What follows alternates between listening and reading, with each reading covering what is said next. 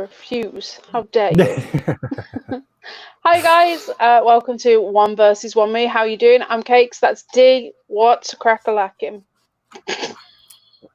Crack-a-lacka licking, lacka-lowing. Yeah. Finger-licking good. Yeah, I'm a lot better today. We're live, babe. Oh God. Oh God, Oh, what? shit. You got a spider there or something? That look you. No. I don't have the laptop muted because I was listening to Jamie because you didn't have yours loud enough. Normally you have it loud enough that I can hear through yours. Like secondhand smoke. So how's your head? Yeah, no, it only hurts where I bashed it now, so it's okay. Where did you bash it? Do you have a mark? Can I see? I don't know if I could turn enough to. It's kind of just up, like just around here. Yeah, no, I just see skin. It does. Yeah, no, but basically, yeah, I had the top cupboard open. And I thought, oh shit, I need something from the bottom cupboard. Leant down, got up and cracked it on the corner. I'm so proud. The cupboard that I had open. Yeah, rookie mistake. So rookie proud mistake. of you. How is everybody in the chat? Let's catch up. Who was first? Do you know what? I don't even know. At bang on 10 p.m. Yeah. I think it was Vlad. Yeah. Well done, Vlad. I'm proud of you. And then gin smell. We've got but we do have a lot already in chat. Dagan, Mick, Jen. How are you all? And obviously Vlad. Hello. How is everybody? What are you all doing? What have you been up to? My eyeballs are leaking already. Lots of hangouts lately. It's good now. There's We're kind of like filling up our roster again, like with Vlad starting in between Jed's toilet show. So yeah, it's turning into at least a full weekend now. But do we have a Friday? No. But to be fair, like I say, now if I do feel like I hang out now, I do just stick Jamie on. Like I say, while I'm doing stuff. But a lot of the time, I'm busy now. I'm really, like I said, I've given up on Blender, but I haven't. I keep going back to it, and I'm learning a little bit more each time. So I'm slowly managing to get things done. It just basically means I'll be able to make more intricately moving logos and stuff, basically. Because I'm figuring out how to animate it all now and change pivot points and move the cursor to the center of mass of an object and stuff, so I can. It's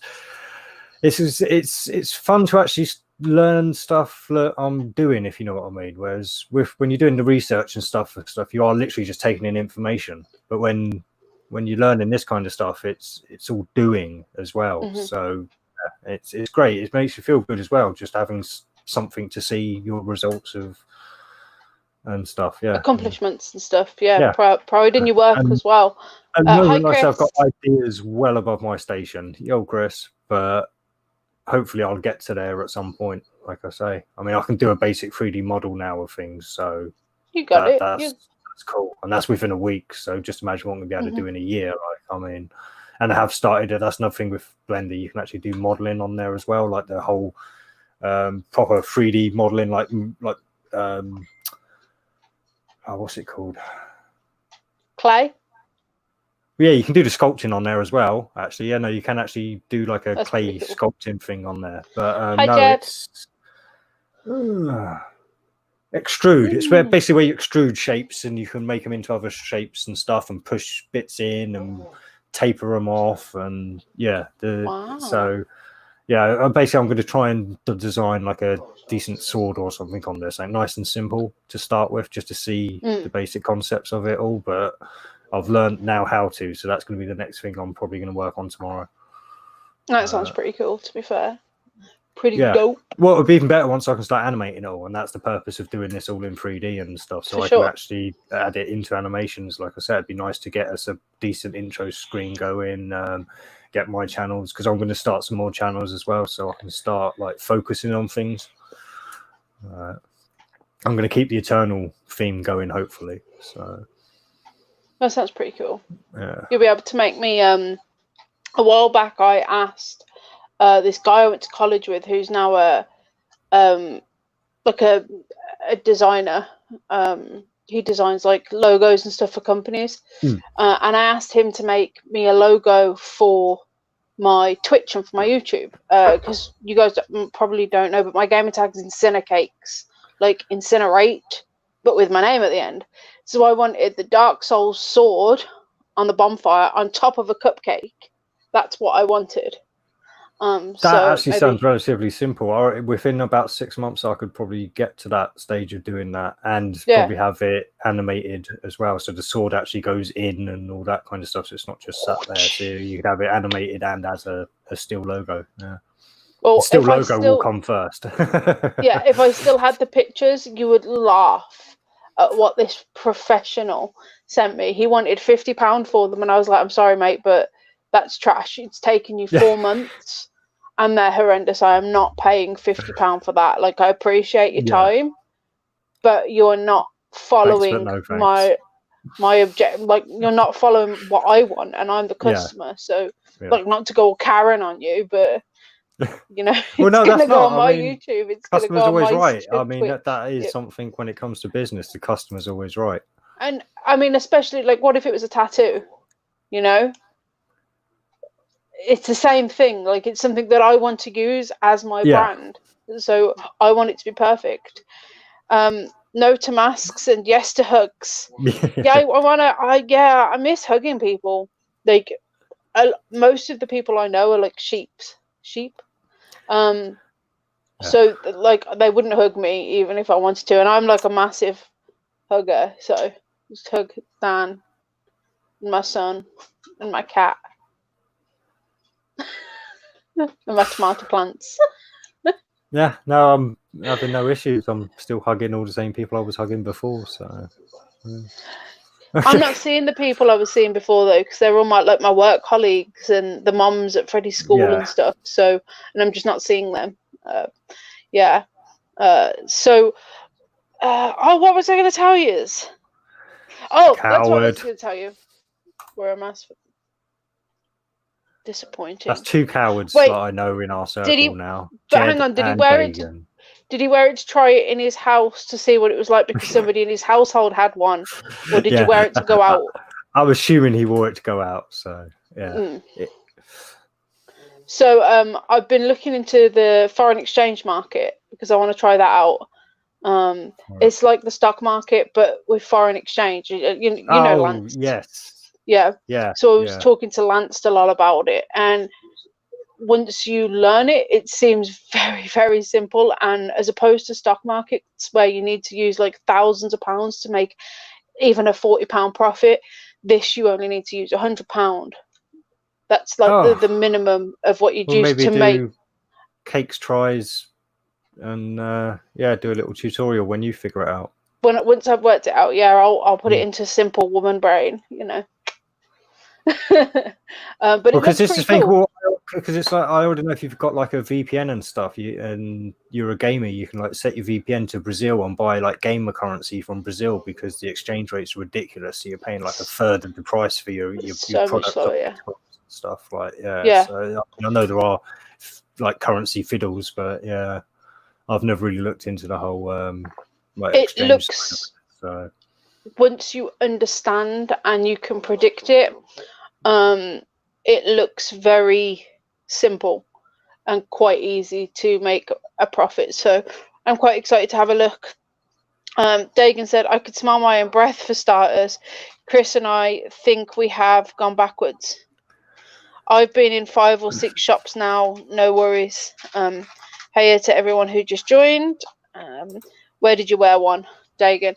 Yeah, I haven't been to the shops. I haven't been out. No, I haven't yet. Probably Tuesday I'll be going out to the shop, so I'll be putting I haven't been out of my property line for like 2 weeks. I'd say. Yeah. 2 weeks.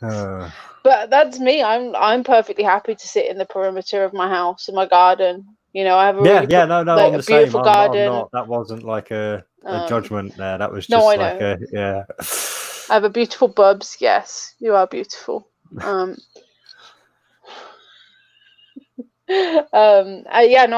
like my house, so I like to chill in it. I've got a story for all you guys as well because I think you'll You know what's coming. He's just like laughing. He knows what's coming. I think you'll all enjoy it. I sent D like the brief story in the middle of the week, explaining, telling him that I'd hurt my back and my arm, and my knee, and my hand. Yes. Yeah. Okay. I actually like it sounded really serious. I was like, oh fucking shit. And then you were like, oh, that was more funny than anything. And I was like, oh. Yeah, but it hurts. Okay, Yeah. right. So you guys have all seen or heard that I wove a hanging basket. Said hanging woven basket was filled with onions. I planted onions in it. If you watch my channel, you'll know that. And it was hung on one of our concrete godfathers, which is in England what we call the fence posts. They're concrete godfathers. And in front I've never heard that term before in my life. Have you not? Oh, okay. Well, we call them godfathers. That's what my dad's always called them. Posts. The godfathers. Cool. Well, that's what they're called here. But they're concrete. I mean, do you have concrete ones? Because normally when Concrete I see a fence post, yeah, but normally when I see a fence post, it's wooden. Anyway, so okay. In front of said godfather and under the hanging basket is a massive, like 1.5 by meter metal table, on top of which is loads of wood that I use to build stuff, and 4 huge, right by D, huge concrete posts. So I wanted to take the hanging basket off the godfather, off the fence post, so that I could thin out the onions so that they could get bigger. Slightly to the left, preventing me from going round the table, was loads of foliage, and there was spiders in there, so I wasn't going to put my foot in there because spiders. So I decided to climb on top of the table, at which point said table collapsed underneath me, trapping my hand in between the rope and the godfather, scratching all my hand up. It was slightly bruised. There's still like remnants of it, but I healed pretty quickly. I grabbed onto the fence post with my left arm, got splinters all in my hand here, pulled my arm, pulled my back, cut my knee on a knife because there was a knife on the table, and yeah, just face hit the onions, boobs hit the fence post, and it wasn't a pleasant experience, and everything really hurt. So that is my story for you. Don't climb. Oh, and now I don't have a garden table either, which is fantastic. Yeah. That is the funny part, to be fair. The fact you destroyed the table, yeah. Dan said, like, why did you oh, sorry, Chris. Why did you climb on the table with the concrete and the wood all on it? You should have just taken that off it first and then climbed onto the table. And I was like, well, I can't really fix that. I could put a dressing gown on. I have a dressing gown next to me. There's not a lot I can do. I mean, just wait till Vlad gets here and I start laughing and he starts punching my boobs again. Yeah, because you completely shat all over P Mars's awesome point. Well, yeah, I'm so sorry. I am so sorry for that, P. P Mars was making an amazing point that had been pointed out by like Dave Fauci. Is it Fauci? Fuccini? Oh, I can't remember what his fucking name is now. But anyway, he's a big part of. So he's like George Lucas's apprentice kind of thing. So he's like well into his style. He describes the scene in Star Wars, and it's really relevant to today's life. To be fair. Hi Pacific permaculture. Yo, Jamie. Hi Nat. Hi Pacific. Thomas. Hi V. Jamie. How are you all? Yo, V. I'm assuming Jesus is the truth and the way of the life is Natalie. That is Natalie, said hi, Natalie. Yes. She got very upset the other day. I thought it was hilarious, but yeah. Stop white knighting for P Mars. Hi, Mile Mushroom. How are you?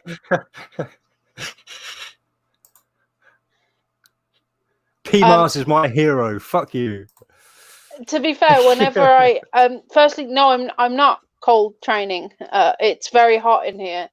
And whenever I hear Star Wars, I just shut down. So yeah, I can't listen to it. It's just utter drivel and absolute garbage. The Star Wars wasn't the point. It was I know it wasn't. That was more the metaphor behind the point. Yeah. But I lost the point because he lost me at Star Wars. I was like, well, you know, I'm great. Assuming that was at me. Oh, we got Star Wars is mile mushroom, 2.8 mile mushroom even. Sorry, I missed him. I said mushroom. I said hello, mushroom. I put everyone else up on the screen and I missed him, that's all. Trash. Absolutely useless. You know Chris, takes one to know one. Wow. Wow. So juvenile. For you new folks here, this is what me and Chris do whenever Star Wars comes up. He calls it gay, I call him gay. It's just a thing. Sometimes I wish I would have seen Star Wars, at least to have the reference points. Star Wars is boring. It really is boring. I watched one of them and they were on silly little cars and there was like a penis looking man and a little kid and a woman. And it was just shit. It was just absolute trash. I think the you may have was watched horrendous. The Phantom Menace, to be fair. It was all the only just thing garbage. where all those things kind of make sense to me, but it was trash. I have absolutely no interest in watching it ever again. So, like I've said to you before, it is something like if you didn't watch as a kid, it's hard to get into later on in life. Because it's trash. No, it's a kid's film. It is a kid's film, but it's again, you don't necessarily fall in love with the film. You fall in love with the story. So that gives you, if you have any kind of imagination at all, that gives you a whole scope of things to do, if you know what I mean, and improve upon the story that is told to you. So, and we have in many ways, like I say, there's many Star Wars legends out there because they've even canonized Star Wars since Disney took over. They've got rid of a load of stuff from it and they've kept a load of it. So you've now got Star Wars legends and Star Wars canon and all sorts. So I mean, it is. Stacey's so funny. D, your Falcon is a jet? Question mark. I thought you meant a bird last week. Yeah, no, it's the Millennium Falcon. It's the like I say, it's a spaceship from the Star Wars movies. The ship, like I mean, well, it was owned obviously by a few people through the series, but yeah. That's amazing. I enjoyed Star Wars when I thought space was a thing. Amazing. Best comment ever. You win. So to be honest, guys, today we didn't really have much of a topic, and then we were watching Jamie backstage, and Jamie kind of pissed me off. As much as I like the geezer, he really annoyed me having opinions on things that he doesn't understand. Who does that? What are you talking about? Yeah, I do it all the time. I'm very opinionated. I don't need to know about stuff to have an opinion on it. God. So he was talking about child support and women and children, and honestly, he sounded like he was regurgitating VB, but without fully understanding what VB says. So he was kind of saying... It's not just VB. I think Jamie has gone and like he watches at least one other like MGTOW-ish channel. So yeah, I think. Yes, I got that, but I don't know any, so I couldn't exactly say, he's sounding like blah blah, but not blah blah. So, you know, thanks for just dehumanizing my point there, D. How dare you? Trash. No, he was saying that women kind of don't deserve anything. If a couple splits up, then the woman shouldn't get any money off the man. And I just kind of felt like, well, Jamie, you don't have kids. So depending on the situation, depends on how much money said woman should get. And if said woman doesn't and can't have a full-time job, said woman is going to need some money for the children that are yours. So it's just kind of how it is. Yeah, but I mean, obviously there's someone in who's taking half your fucking shit. And I agree. I mean, I've spoke about this before with like my parents and the situation there. But it's a partnership. It should be 50-50. No, see, it's not. It's a symbiotic relationship. This is the thing. Symbiosis. Yeah, in some places, one's going to add more. In other places, the other's going to add more. There's not really a 50-50, and it's definitely not an equal split. I've never seen an equal relationship anyway so far in life. No. Leave your kids to be raised by others. What? I agree, if they have contributed, then they are entitled to some money. But the thing is, Jamie, you're assuming that money is going solely to the woman. That money shouldn't be going to the woman. Yes, there are some cases where women are absolutely trash and that they use all the money. However, that money should be used on feeding and clothing the kids. I mean, in high school, a new school uniform in high school is like £300 easily, because the blazer is like 50. I was going to say it's expensive anyway, because I used to contribute half towards it, and it back when my kids were at school, it was maybe not quite that much, maybe like $250, but yeah. So that money should not be for the women. And the thing is that we've spoke about this before, and I agree with both sides. It's very difficult because there are a lot of women who use that money to go out partying and being absolutely trash. Hello, Alan, how are you? So you have to remember that if you're a stand-up guy and if you're an actual dad, you're going to want to give your kids some money towards some things.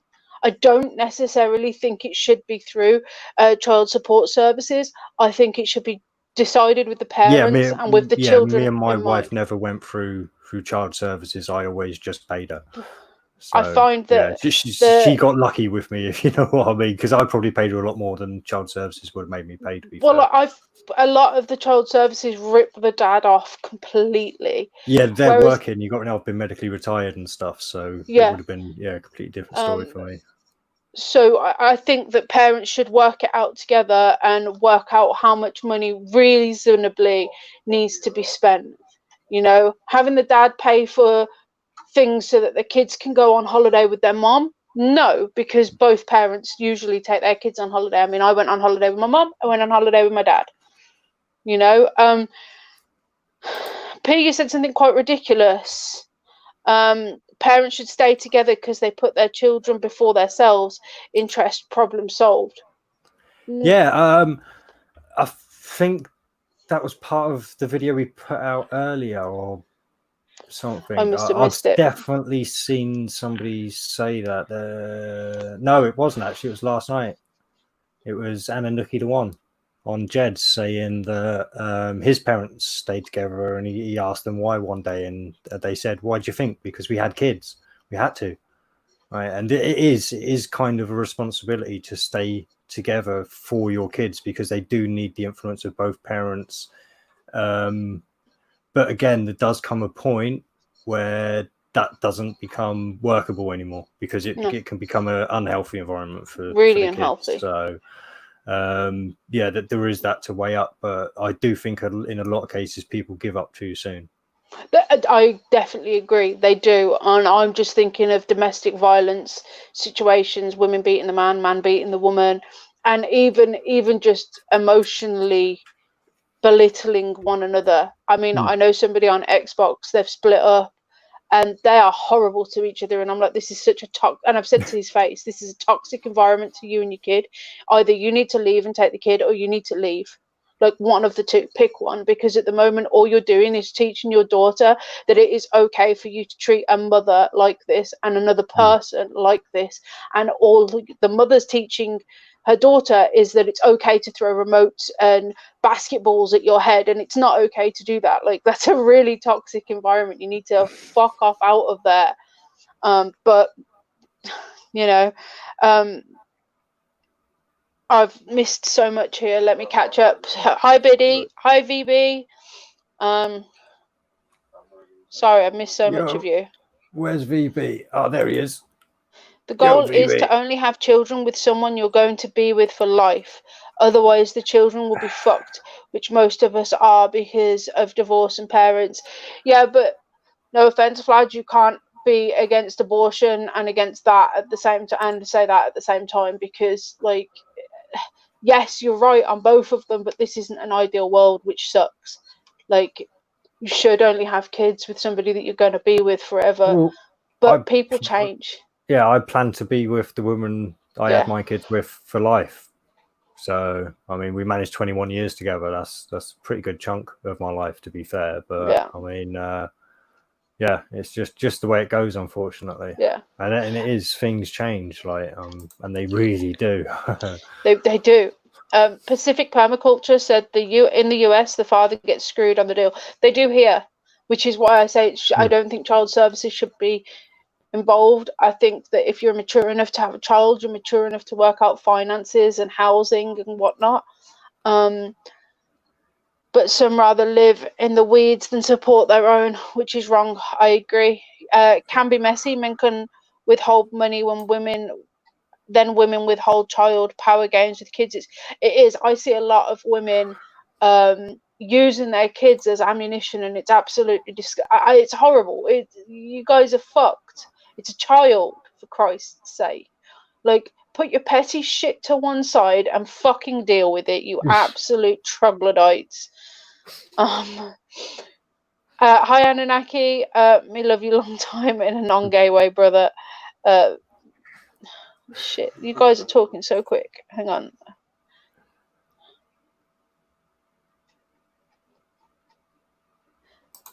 Yeah, I'm happy my parents got divorced. Sorry, haven't me any grown-up children who were content over their parents' divorce. And yeah, this is the thing, because, well, I mean, like, I don't even really have too many memories of my parents together. Like, in fact, it's probably my earliest memory is me waiting at the end of the road for my dad to come home from work, and that's about the only memory I actually have of, in context of those two being together. The rest of the time is when they were split up. So, yeah. Yeah, I mean, I'm very happy that my parents broke up, because it would have just digressed and degenerated into a toxic environment, and I wouldn't have wanted to be raised in that. There's a reason people courted back in the day. They got to know each other before kids were involved. It's backwards now. Kids first and trying to get along never works. I agree. We have broken down family morals and family roles now. It's ridiculous. Well, again, we've had them broken down again. It's the influence of the media, unfortunately, and all this and stuff. And government. I mean, P Mars said something last night that really annoyed me, and I didn't get a chance to voice my opinion at all. But he said women broke families, and women didn't break families. The tax man broke families. The tax man wanted 2 taxes. I don't want to work. I don't. I want to be at home, clean the house, look after my boy, have a cooked meal for Dan when he gets home. You know, that's what I want. But I have to work because we need that extra money. Otherwise, we won't be able to eat. We won't be able to have clothes. We won't be able to have leisure activities, you know. And no, I wasn't being in the gutter that time, guys. Yeah. Oh, and I should tell you, I have tonsillitis. So my voice is going finally. I was just, you can hear it now. I was going to wait for you to finish. I was going to say your voice is starting to strain. My voice is going now. Yeah. But yeah, it wasn't women who did that. It was the tax man, in my opinion, who did that, breaking down family. I think it's all part of the plan to keep us divided. Obviously, we did allow it to happen, so in that context, we did do it. But again, it was something that was imposed upon us. Can't say forced, because we kind of just took it on slowly, and we're at this point now. But again, it's something that wouldn't have happened if it hadn't been imposed upon us. So yeah. I mean, I think it could also have something to do with Sorry. our consumerist. Obviously, P-Bars put that comment a minute ago, and yeah.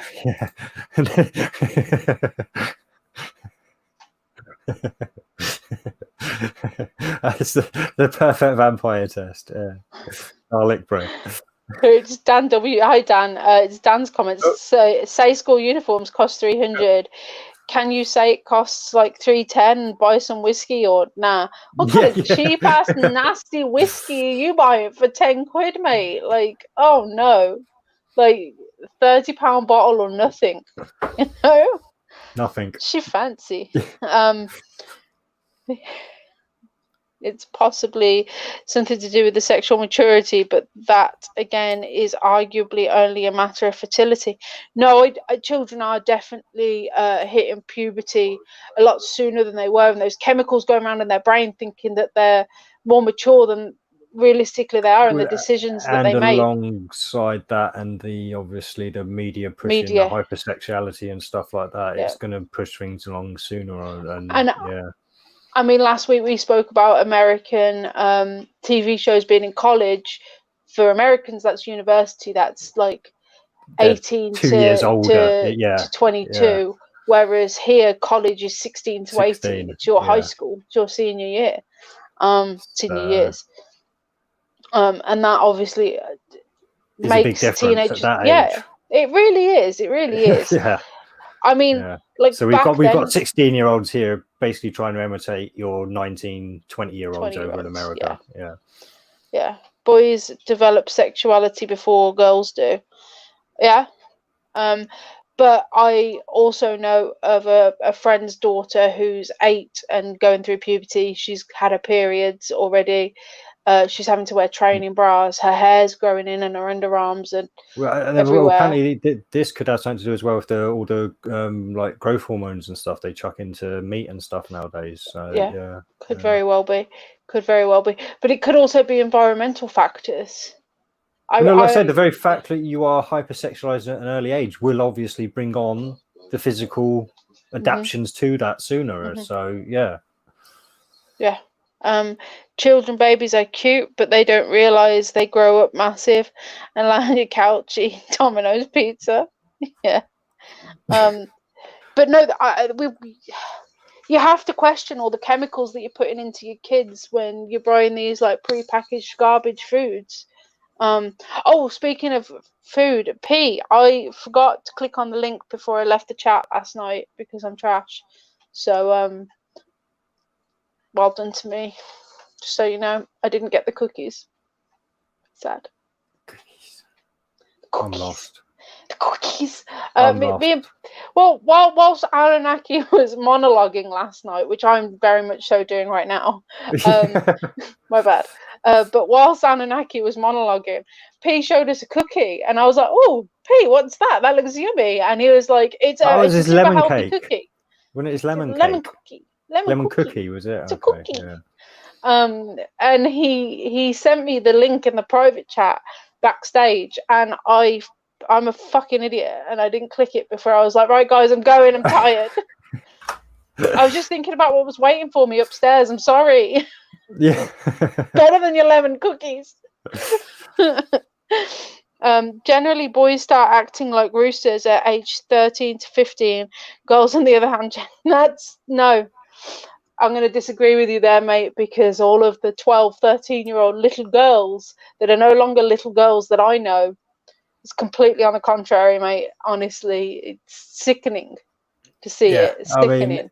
Because like I say, even when my kids, not so long ago, like 10 years, I suppose, ago, they were coming to the 12-year age, my eldest was, and it was very hard to keep her in like modest clothing. So, but luckily our mum didn't fall for all that hypersexualization stuff, so they weren't dressed in all that like stupid like sexy stuff and all that kind of stuff like that. That was never the kind of clothes their mum bought them. It was always normal stuff, so to say. So see, I had hidden clothes that I'd cut up and changed to how my friends were looking and how TV was looking, and and I'd wear those under my clothes and I'd go out like that, or I'd just jump out the window and run away. But I was 14. That's how young. By the time they were 14 and stuff, they were starting using their money to buy bits they wanted themselves. So that's when they were starting. That's when those kind of clothes came in, when they were buying them themselves. No, I meant the V card. I was 14. when I lost mine. So Oh, yeah. I'm not sure about my girls. To be fair, they didn't talk to me about that. They talked to their mum about it, but not me. So their mum will know. Yeah, I didn't. So Anunnaki said, well, in Iraq they did. I guess we're different breeds, and if they can't get a girl, they hump the sheep, the cattle, the camel. In other hand, Yeah, the Welsh they will do that. need a frame ladder. There's girls walking about in my area that are 10 to 12 years old with makeup, ripped jeans, and belly tops. Yeah, that's just too young. It is. It's too. That's It's sexual abuse. It really is. So yeah, it is, and I mean, there's certain like scenes that you can't see on the TV because of the watershed, which I agree with. But then is that they're still allowed to. in effect? I thought they took the watershed away. No, watershed's still there. Yeah. But then they're allowed to see like the likes of Nicki Minaj and Beyonce, like twerking on a screen, and it's like, what are you showing them? See, I don't. I see the problem in Disney. Dee's They are told the me about the worst. problems, They but really are the worst for it. see. It's not even that subliminal stuff I showed you. It's the TV series. It's the Hannah Montanas and the Miley, not the Miley Cyrus. It's the Hannah Montanas. And, you know, all the like the shows where all they're talking about is boys and relationships when they're 12, 13 years old, or depicting children of that age.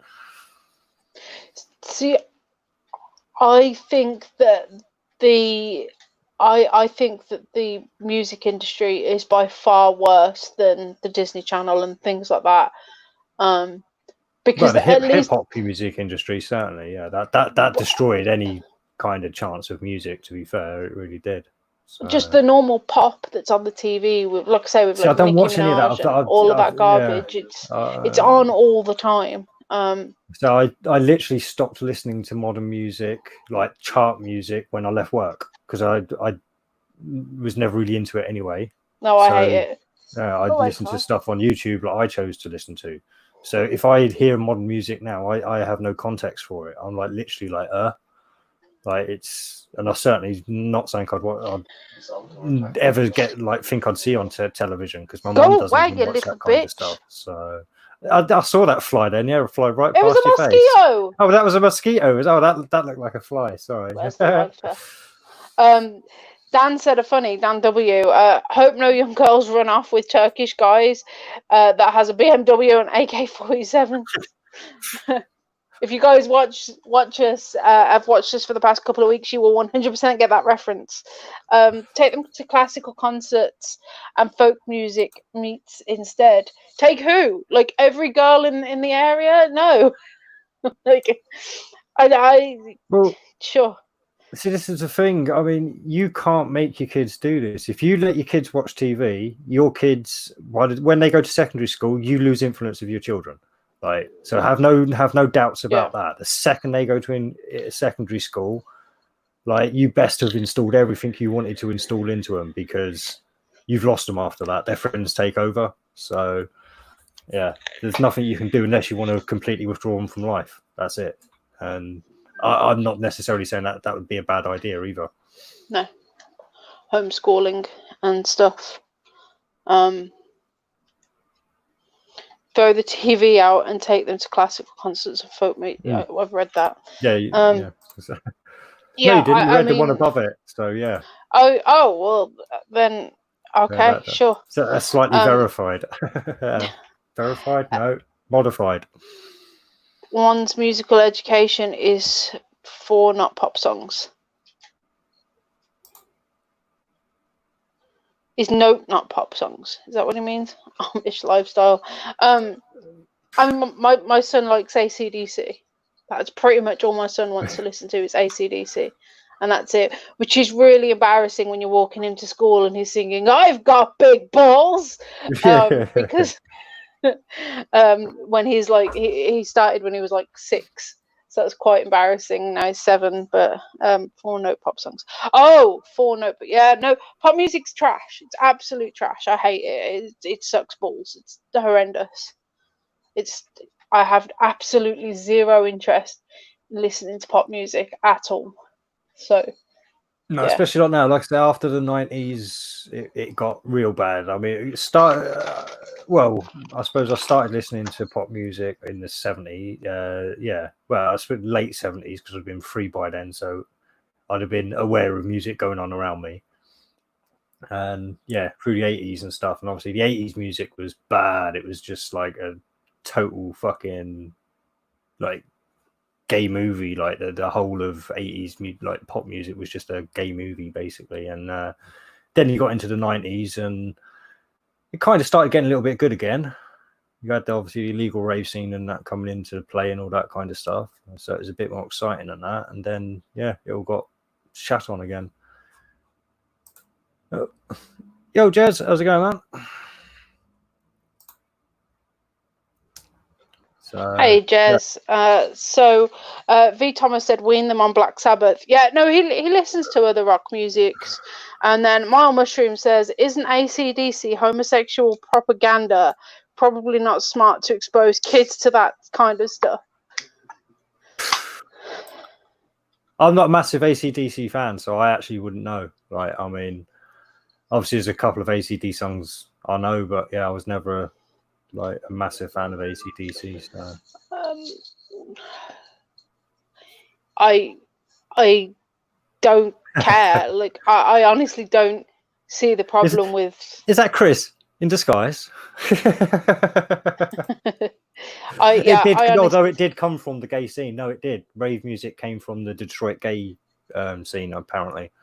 So yeah, rave, but not AC/DC. AC/DC isn't. See, this is the thing in England. No, but this is what V Thomas. But rave is because obviously I was talking about illegal raves and stuff. But yeah, no. The thing is, like I say, by the time it got to this country, the whole rave thing, it was nothing to do with the gay scene. It was about the ecstasy scene, and that might have been a bit piece and love. It was almost like a second summer of love kind of thing. But I certainly didn't see any gay shit going on. Like I say, it wasn't tolerated when I was at that age. Like, I mean, gay was bad. Like, I mean, it just wasn't something anyone would admit to. So yeah, there's certainly no gay shit going on that I saw at any raves at all. Like none. Your voice is ever so slightly out of sync, like a millisecond, like the tiniest little bit out of sync. So weird. I don't know what to do there then. Sorry. Yeah. I don't know. It's probably my bandwidth, possibly. Maybe. Stacey is a Pink Floyd girl. Yeah, me too. I adore Pink Floyd. Pink Floyd is like my cooking playlist, my getting the house clean playlist, the making dreadlocks playlist. I adore it. I absolutely love it. The Wall and Dark Side of the Moon. Apart from that, I don't really listen to any other Pink Floyd. So rave parties are for emos. Straight people don't have time to go out raving for days. We did back then. Like I say, I mean, we worked for the weekend back then. It's what you did. You worked, you grafted, so you could go out the weekend, because ecstasy wasn't cheap back then. It wasn't. You can buy like £1 pills. They were like 15 to 30 quid a pill kind of thing. So you had to graft for it. And then if you wanted to go out on drinking as well, you'd have to graft even harder, because then you'd be spending 3 or 4 times as more. So yeah. He said that they've got kids to raise. I mean, so do gay people. Well, no. So if you've got kids to raise, you should be going out bloody raving. Like, I mean, I'd got all that out of my system by the time I was settling down to have kids. Yeah. Like but to be fair, by the time I was 18, I was kind of partied out. So by the time it was legal for me to be partying, I was done. Yeah.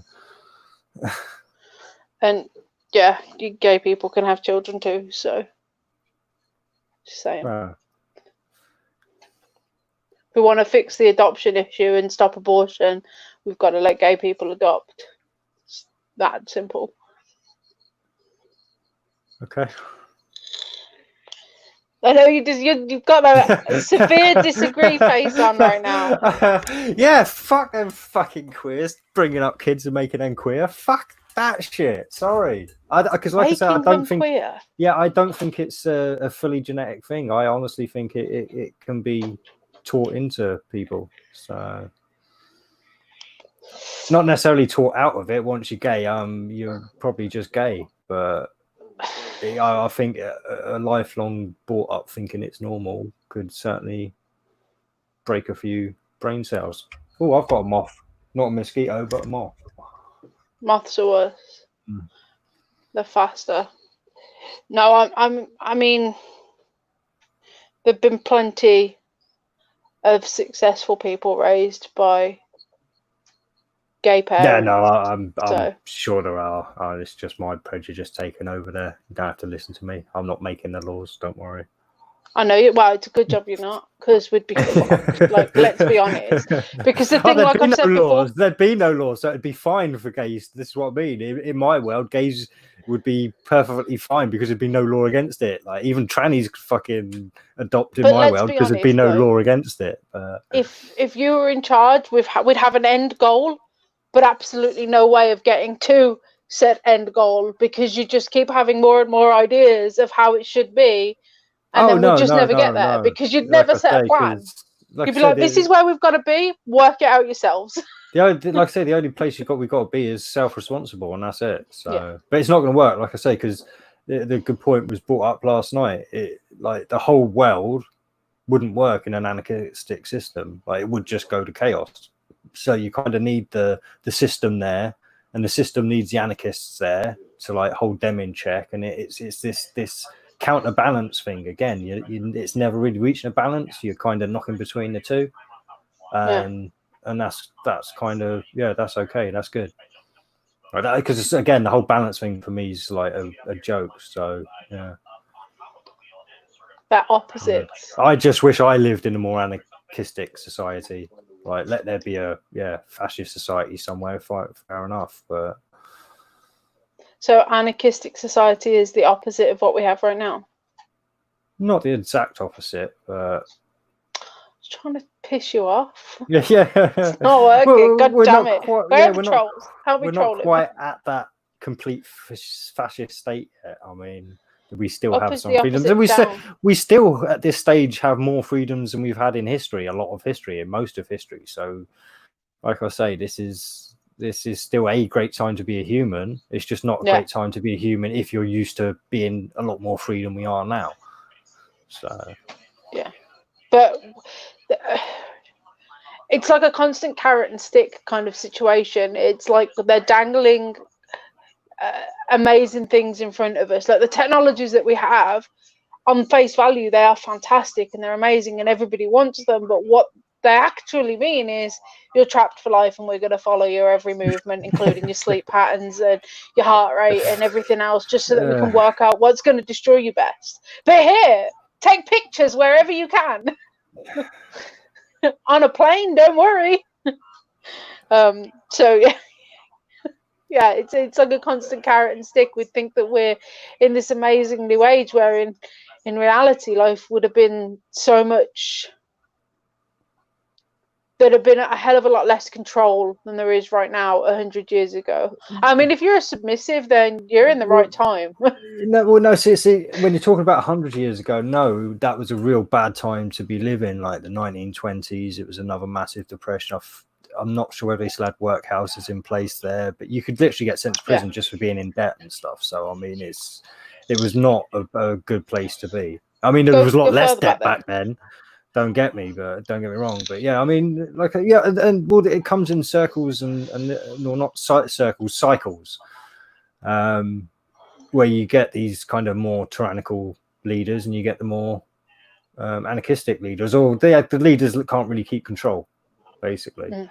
And even then, it's not necessarily the leaders; it's the people around the leaders. And this is why, again, I'm so convinced of a shadow government now, because all through history, it's quite openly taught about the people behind the power really pulling the strings and that kind of thing, and influencing decisions and all that kind of, why would it be any different now? Like, well, why wouldn't there be all these people behind the, like, trying to get their agendas going and stuff? So but like I say, every so often the people stand up and say enough, and a few little things change here and there, but ultimately the foot keeps coming down. So So, like, what do we do? Do we just roll over and accept it, or do we try and stop it? Do we try and make a change? Yeah, well, I'm just, like I said, I'm trying to make a change to my life, if you know what I mean, get myself into a position where I don't have to rely on anyone else. Mm-hmm. So, I mean, it's probably a bit too late in my life to really do a lot about it, to be fair. I wish I'd come across a lot of this information like 20 years ago. I mean, I would have like a nice little, probably sustaining little place of my own. So, yeah. You look so sad. No, I'm not sad. I'm such a good mood for the past week or so. It's been great. Like I say, getting this creative spark going on me at the moment. I don't know what's happening to my energies, but it's crazy. I can't sleep at the moment because I just getting too many ideas and thinking about the ideas that I've had, and it's crazy. My tinnitus is going nuts, and apparently, I think it's just because my tinnitus is going nuts. But apparently, that can happen when you're getting influence from a lot of energies and stuff. It also happens during times of inspiration. So yeah, I'm kind of, like I say, just putting all my energies into creating stuff at the moment, and it's not useful at the moment, but hopefully the skills that I'm learning by doing this will transpire into stuff that can eventually make me the money that can put me in a situation where I can put myself in a need to not need as much money. Oh, fingers crossed. VB is questioning why Vlad has a wrench. Yeah. Oh, has he still got it? Yeah, that's yeah. So last. Go ahead. I was just gonna say, because I'm on StreamYard, so I don't see the wrench. Yeah. Yeah. So last week, none of Vlad's comments were coming through, so we gave him a wrench. He was having to literally text me on Facebook so I could read his comments out. It was ridiculous. So we were just like, fuck it, just have a wrench for a bit. Here you go. We'll see if that fixes the problem. Because it was getting ridiculous. Like, it was like stopping us. Yeah. And I know I said this week we might try the OBS out, but I'd already set the schedule up for the StreamYard before I realised that I was supposed to be doing it. So next week I will try it on OBS, and we'll have possibly a little box there for a Discord chat for this as well. So anybody who can't chat on YouTube can go over to Discord and chat. Yeah. And it will still show up on screen. Yeah. I think that will. I think once we set the Discord up, we'll probably get quite a few more viewers as well, because I imagine our clan will join the Discord, and we'll see. Well, see, I've already got it. I've already got the Discord set up for a 1 versus 1. Yeah. I mean, yeah. Once I send it to the clan, I think that will probably, you might see us with a few more viewers and a few more chatty things going on. So yeah, the horned one, and so she's the looker. Hey, who? Right. Sorry, I've missed a few. I'm sorry, yeah. I've missed a few things. Well, speaking of the devil, howdy there, VB. How do you do today? It's indeed a lovely Sunday today. Wow. What? Fuck off. Yeah. Fucking women. Fuck them all. I tried, the guys. Bloody gynocracy is just a joke. I tried. Everybody's like, poke the bear, Cakes, poke the bear. I let you all down. I'm really sorry. I did try, though. Women are the best. There you go from VB. Women are the Lord and Saviour, and only women can save you from unholy damnation and eternal suffering. Yes, Cakes is speaking the inverted satanic language now. So if you invert everything she just said, you will be close to the truth.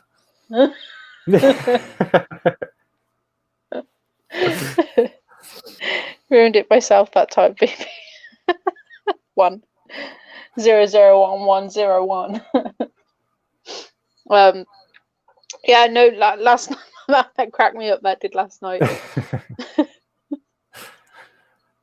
Oh, what's this? Sorry. Main topics of songs in certain years: study, love, escape, lessons, loneliness, loss, freedom, loss, love, work, sex, suicide. What you get when you cross me with the devil, validation boy. Love, dancing, partying. Do I drop the link, Oh. D? Yeah, no, I can. I Well, we've been rambling, and mostly I've been no, rambling yeah, it's for not that. 54 minutes. It's Alan's. Sorry, it's Alan's comment there. Like it's It got an me confused. I interesting ignored it. study. Yeah, no, basically it's a study saying the main topics for the songs through those years. So you got love, escape, lessons, loneliness, and loss. That was 1965. Then you get to 1975, and the main topics are more freedom, loss, love, work, suicide. Then you're up at 1985, Oh, okay, yeah, and the main topics are more unity, lust, nostalgia, love, dancing, and partying. So you can really see how the agenda has changed throughout the years. So. Because again, Control the this is the thing. masses. Even right, it doesn't matter what you believe now, whether you believe life imitates art or art imitates life, because we're at the stage now where it's doing both.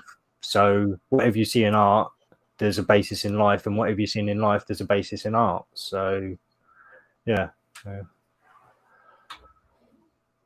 know what point I'm trying to make there. The link. I copied it. I forgot to paste it in the chat. Sorry. There you go, crack guys. me up. So last week, Allen left a comment on our video saying, despite our strange political opinions, which is quite funny because me and Dee have opposing political opinions in the sense that he doesn't vote and I do vote, and we are quite so the foundation of this was that myself and Dee very rarely fully agree. I tend to be a lot more extreme, but we have similar end results, but very, very different paths on how we get to said end results. And that was kind of the premise of this, because we kind of bounce off each other. But he said, yeah, despite you two having strange political opinions, we'd make very good radio hosts because of our energy. And thanks for that. Yeah, that was brought up whilst we were on the stream. And I mean, we've been good friends for a while now. Yeah. So it's just, as Jed says, I was gonna say you bring more of the energy, to be fair. Like I'm a lot younger than you, though, Dee. Got all that estrogen running through me. You don't have that. You clearly have a lot of testosterone. Same thing. Alan. Oh, okay, right. I just saw that it was A, and I was like, oh, that's Anunnaki. But then yeah, okay.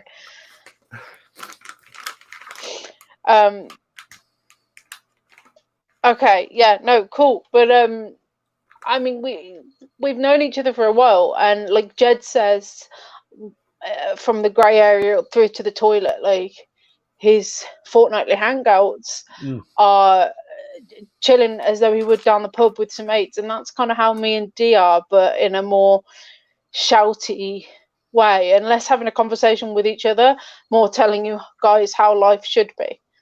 Yeah.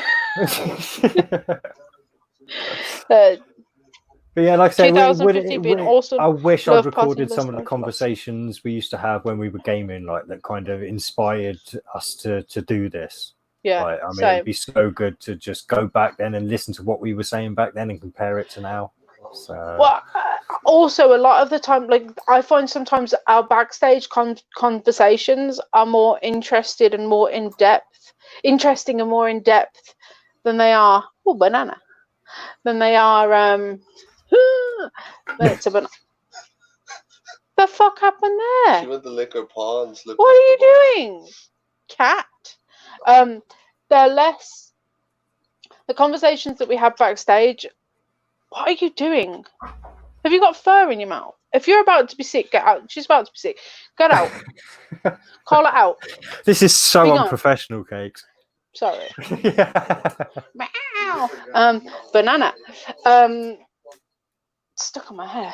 The conversation. So the conversations that we have backstage and on Xbox and stuff like that, they don't have you guys, and they obviously, and they don't have the comments. So our flow is like, not to say that you interrupt the flow, because I think you guys bring a lot, obviously, to the show, but they're just us.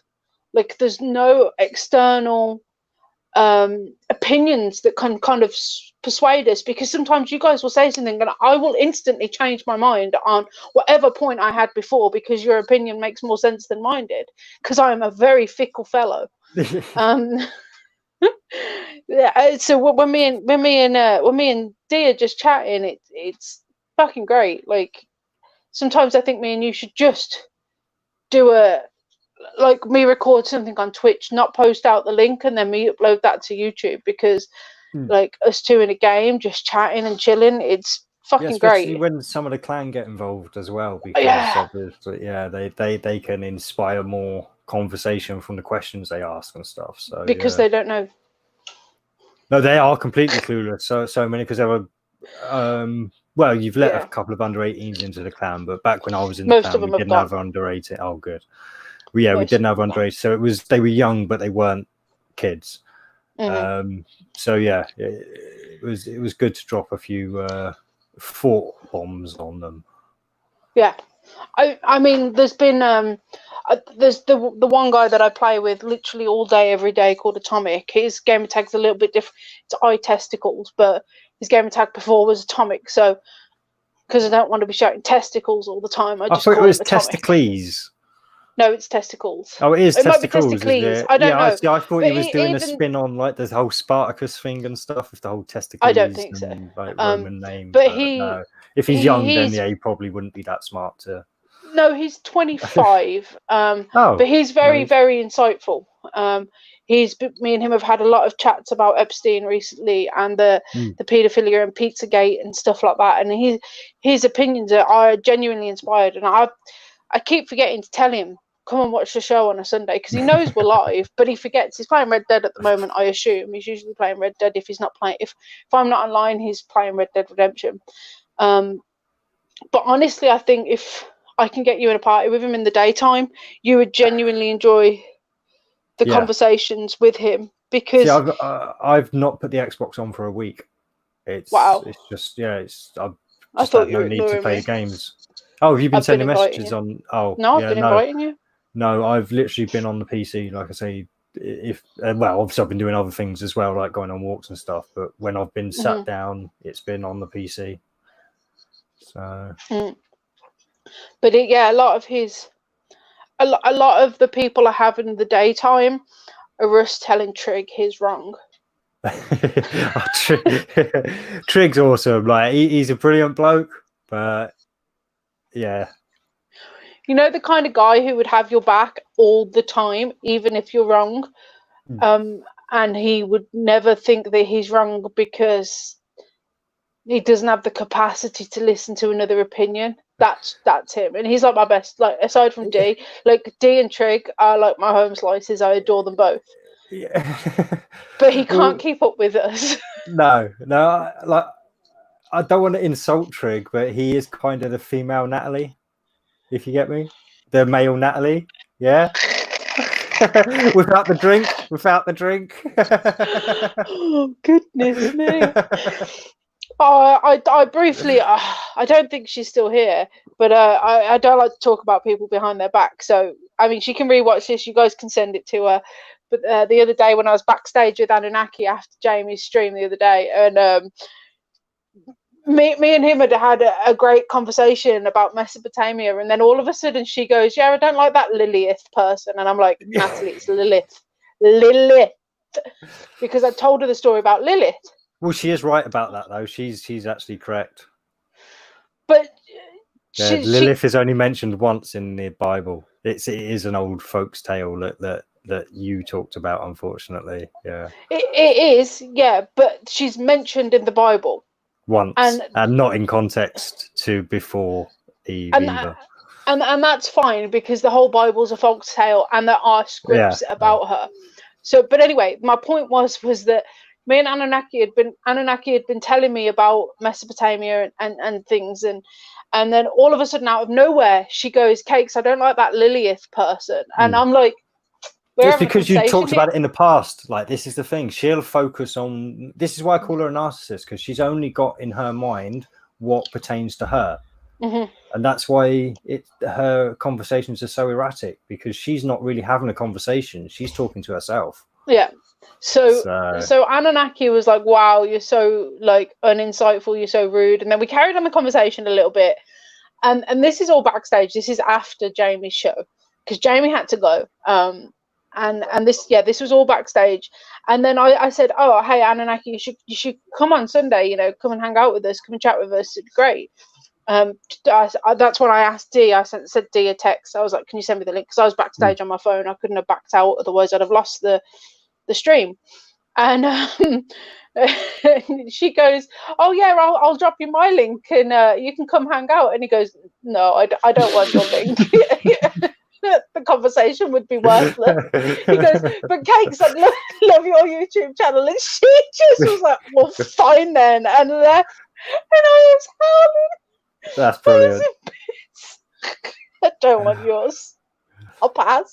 Yeah, no, it's like, yeah, but she doesn't seem to be here. So yeah, maybe no, I don't think she's on about her. But people can send it out because I don't talk about people behind their back. Well, no, that's a lie. I do, but I wouldn't say anything about somebody I wouldn't say to their face. That's it, yeah. So, and I mean, this is YouTube, so she can find it, she can watch it. We'll be chill, you know.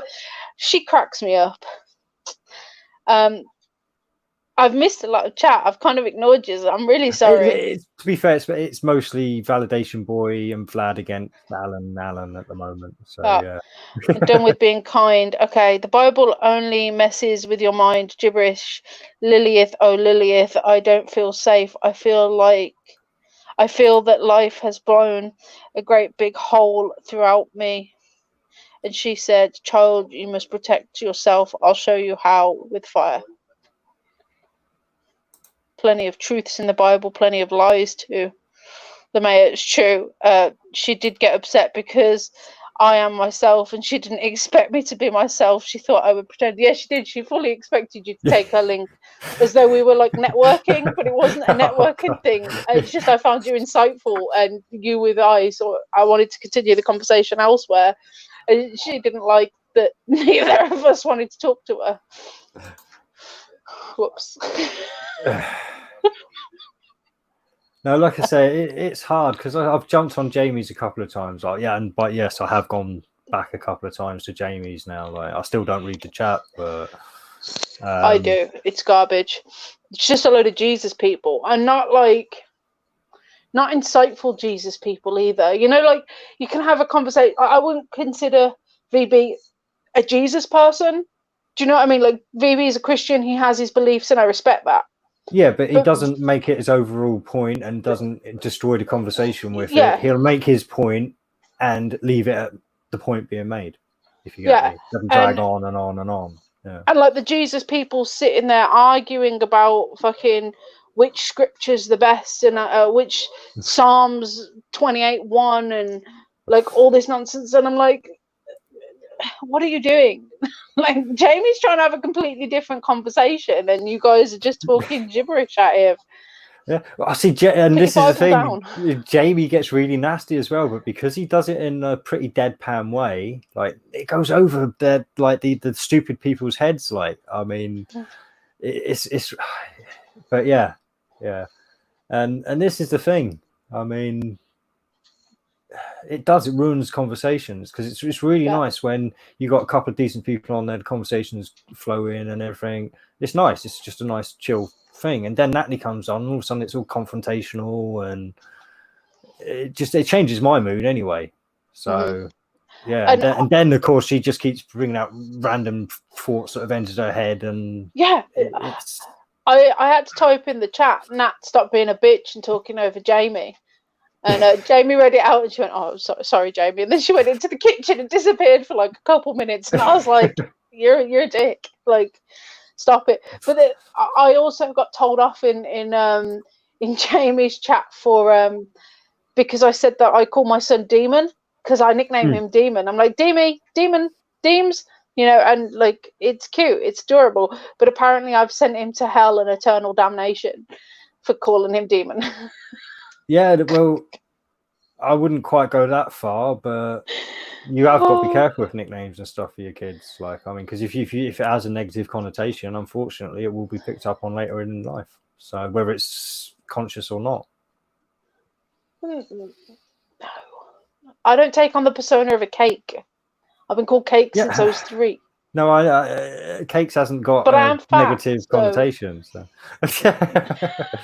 Oh, actually, talking of that, yeah, you kind of dropped a bombshell on Jed's last night. Did I?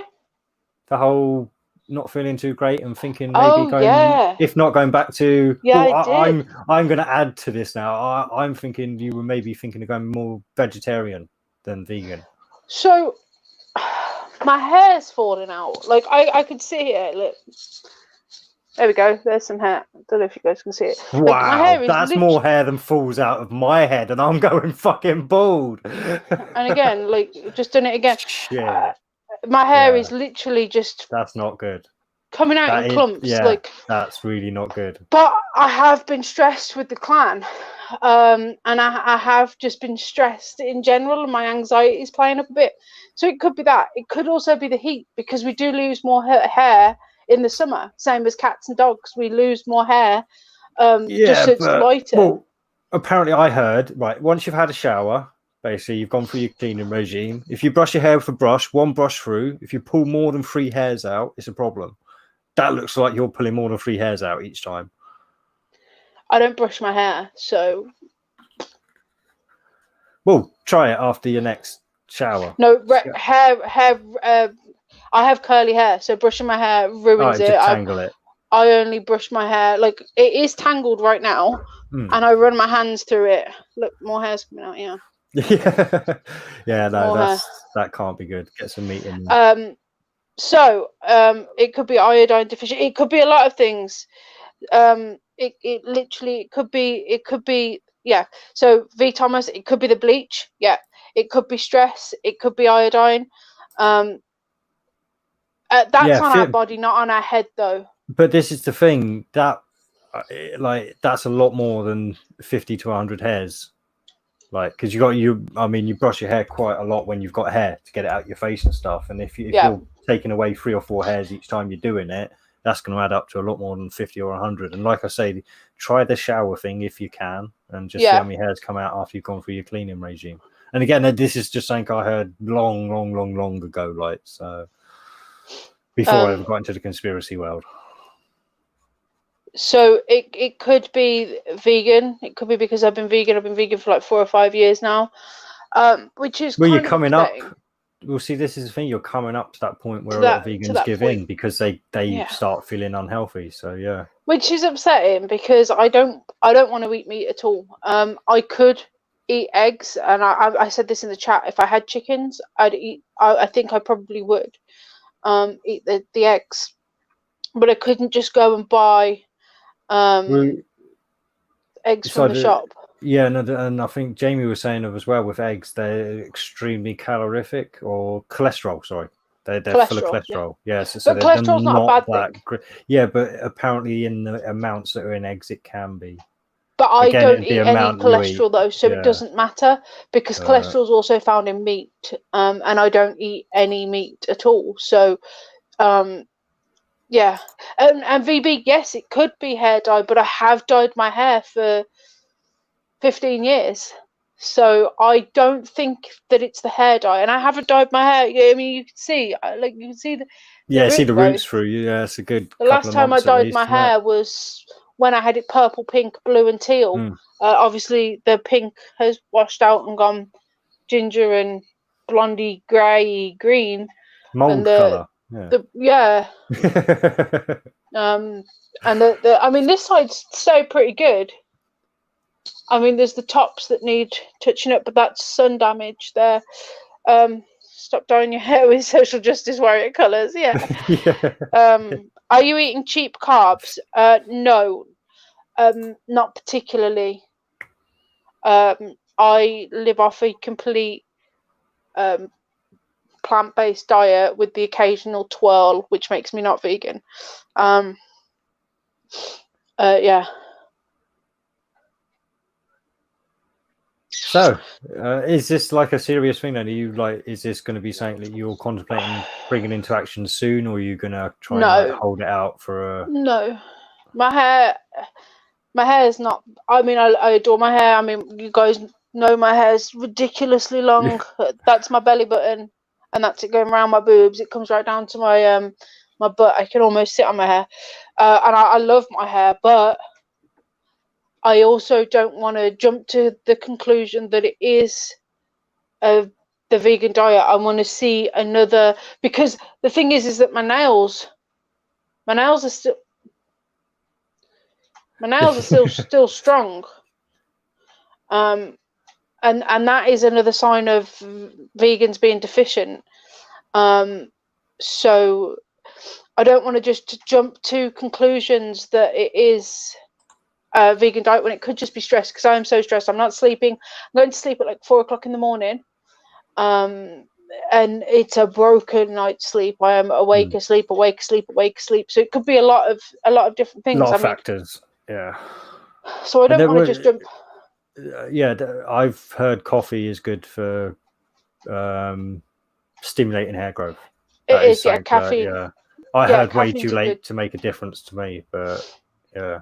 No, I do have caffeinated shampoo bars from work and other things that I'm going to try and use and just see what it is. But the thing is that preventing the hair loss isn't what I want to do. I want to work out what it is that's causing the hair loss. So I'm just going to try and no, I'm just going to try and see how it is, see what happens. I'm wondering if a comment hasn't what? Are you a hairy armpit vegan? Is that what you were? No. No. But yeah, try coffee grounds on the hair and scalp after rinse. Coat with coconut oil. Also helps color grey. The coffee. Yeah, no, I have a lot of products that I can use. Vegan realists, 50 to 100 men with only 50 to 100 hairs left on their head go completely bald every day. Okay. The problem is that you can still be vegan and eat cheap carbs and trans fat. No, sorry, I don't. So I don't eat faux meat. I eat literally vegetables and stuff like that. I mean, recently I haven't been cooking because I've been feeling really shit. So oh no, that's not good. So yeah, I try and eat healthy, but the past couple of weeks I've not been healthy at all. So I've not gone shopping and bought food, so I bought takeaway, which the takeaway hasn't been good at all. But that could be it. Like I said, it could be you've changed your diet back to like crappy vegan diet. You're back to a vegan realist diet. Like, but I mean tofu. It's tofu and not the processed meat. Now I know tofu is still processed, but it's a bean curd. It's not got loads of garbage in it. But I don't know the complete origins of all the food, so yeah, I don't know what it is. Takeaway sushi. Yeah, but normally I don't. So normally everything that I cook is fresh veg. Fresh. Everything's fresh. So yeah. Normally it's pretty healthy. I mean, my skin still looks great. I know I've got a load of makeup on, but my skin's still fantastic. So, and I don't look grey either. When I haven't got my makeup on, I don't look grey and run down or anything.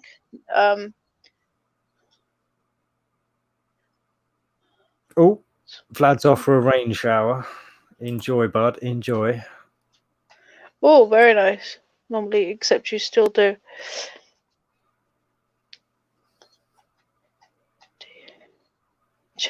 Wow. It's not a vegan, lol. Didn't you know that? Jamie's not a vegan. What? Oh, you know that. Yeah, well, he eats a vegan diet, but it doesn't make like this was an issue I've brought up with Kakes as well. Like, I don't think like Kakes is a particularly healthy vegan. Like, and this is the thing. It was at one point, but it's like when I picture a vegan, like I picture somebody who's healthy wears like the hemp clothes, wouldn't go to a corporation with a gun pointed at their head kind of thing. like only eats fresh foods and that kind of stuff. That's what vegan always used to be. And obviously now, because they can be made money off, you've got all this processed stuff, and vegans are just as unhealthy now as I don't know what my clothes are made out of. This, I'll have you know, is a vegan top. This is a vegan top. It says respect all life, and it is made from recycled cotton. Thank you very much. By a vegan company. You don't know my life. Yeah. Well, no, like but I have a really nice ring light.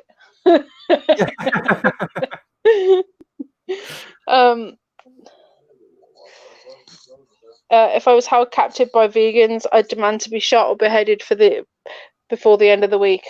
Wow, bit extreme. Okay. He discovered that when he got mad at me for chatting with Jed and other silly reasons. Yeah, well, I mean... No, he did ask me how I thought he handled it, and I did say, yeah, I think he was a bit harsh, but a reaction was expected. Like I say, I mean, everyone does know that Jamie doesn't always check his backstage, so there's no reason to moan when you're left in the backstage. Like it's going to happen, right? So yeah. But I'm not taking sides on that one. That's up to you two to sort out or not sort out. Yeah. Welcome here. A real diehard would wear recycled hemp underwear. Yeah, so the thing is, as a vegan, it seems stupid to me to go and replace my entire wardrobe just to fit a narrative. I do, if I see a top and I haven't got a top, like this one. In fact, actually, I think my mum might have bought this one for me. But there's a few clothes that I have bought at vegan festivals that are recycled cotton.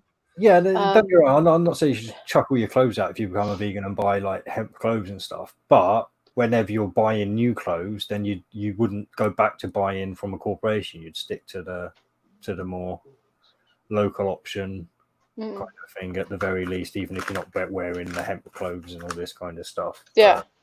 Yeah.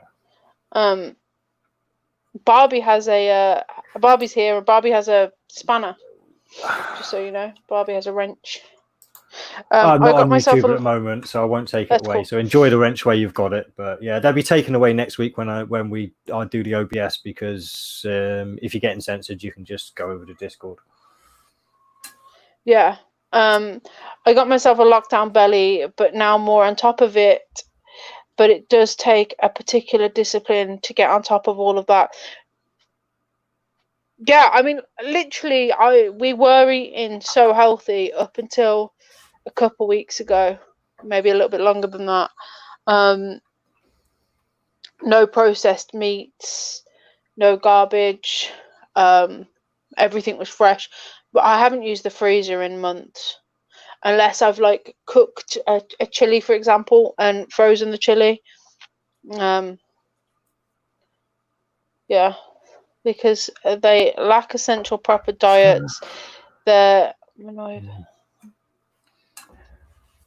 wouldn't say I rely on the freezer, but I do kind of use it a lot, especially like you when I cook spaghetti bolognese or chilies and stuff like that. I always cook more than I need, so I've got enough to put in the freezer for another meal for me and my mum. But apart from that, I do eat I like my sun-fried chicken strips from Iceland. They're fucking gorgeous. So yeah, they're a freezer food. I do like my Agadine Angus burgers, and four cheese pizzas. So yeah. Nope. So Stacey said try fasting. No. It's not as bad as it seems. It's really not, because you don't have to do like 3-4 day fast. You can just do a 1 day fast kind of thing. It's good for all sorts fasting. It kind of gives your system a little bit of a kick in the ass. Nope.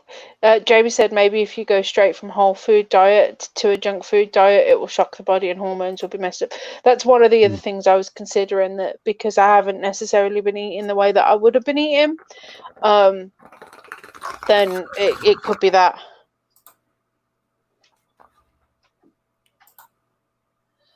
So my freezer lie in the twilight zone. Oh, we're looking at Vlad through a keyhole. Oh. Yeah, that's my new setup. Why? I don't know. I just wanted to see what it did. It's actually a piece of masking tape with a pinhole in it. Ah, okay. And I put it to the side on purpose. It took me about 10 minutes to get it just right where I wanted it. That's way too long to be mucking around with a bit of masking tape in a camera. Yeah. Well, I tried to use electrical tape, but I kept washing out the background. I mean, it's like, and my face was like all white. I don't know what the hell that was about. Weird. Yeah, electrical tape's got more fibers in it, though, so it will probably be the fibers going across, creating because it will blur it out almost, so it would create that hazing that you spoke of. That's what I imagine, anyway. Yeah, there's a link, Barbie. I've already put it in. Give me 1 second. I'll put it in again. So No More Lies said eat clean for 5 days and treat yourself for 2. No, because the clean food that I cook is fantastic. It's great. My problem is at the moment is just that I've just been feeling really shit and I didn't want to go to the shop. So yeah, I like going outside is just depressing, seeing all these fucking sheep with their stupid little masks on and not being able to walk this way and not being able to reach over to grab some peas without a Karen shouting at me or giving me a horrible look and making me feel like I'm not a human being. So I've just chosen to avoid that and not go out. Subsequently, I haven't got any food in the house, so I have been ordering Subway. Just as much as a coward as the person who puts the mask on, because you're avoiding the people with masks. God, I'm surrounded by cowards. It makes me feel. Yeah, no, because of how it makes me feel. It makes me feel like garbage, and I don't want to go on a diet. I was eating really healthy. I was losing a lot of weight. I was doing really good, you know. So yeah, clean food. Yeah, I wash the lettuce. Always. If you fast the brain to use the stored fat, it's about training the brain to get rid of the fat. Or Alan, or just exercise. How about that? Alan? Trick my body. Why would I trick my body? It's a temple. Don't trick holy things. If you get a chance, you need to take a rain shower. If it was ever warm enough, little as close as possible if you can. Yeah. Like I said, if it was ever warm enough over here when it rained, I would. But I'm such a pansy when it comes to cold. Yeah, no, I'm. It was freezing cold. It felt so good. You feel electricity coming out of that water. It's wherever it hits you. Like I love walking in the rain. Don't get me wrong, as long as it's not windy. But yeah, going out for like a rain shower or something, no, it would be no fun for me. I'm like I say, I'm a massive pansy when it comes to the cold. Feels good. Wow. It's exhilarating. I've got nothing. I'm skinny. Like I'm skin and bones. There's nothing to me. It's 1 second. Cold is cold. Fuck you, Alan. You don't know my life. Oh God!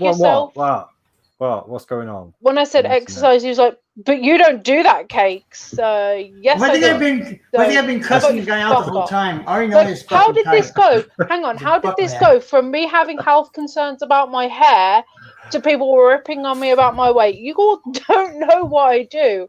I've had a couple of weeks where I've been being shit, but I have lost half a stone up until 3 weeks ago when I started being shit. So, fuck off. Oh my God, you got your camera. And I look fantastic anyway. So it's not about my appearance. It's not about body confidence or how I look or anything like that. It was literally that I've been considering eating eggs because my hair is falling out. Hey, Jed. Hey, Barbie. Hello. How are you? Hey. Yeah, I got my camera to work. Way. I'm not sure how I did it though.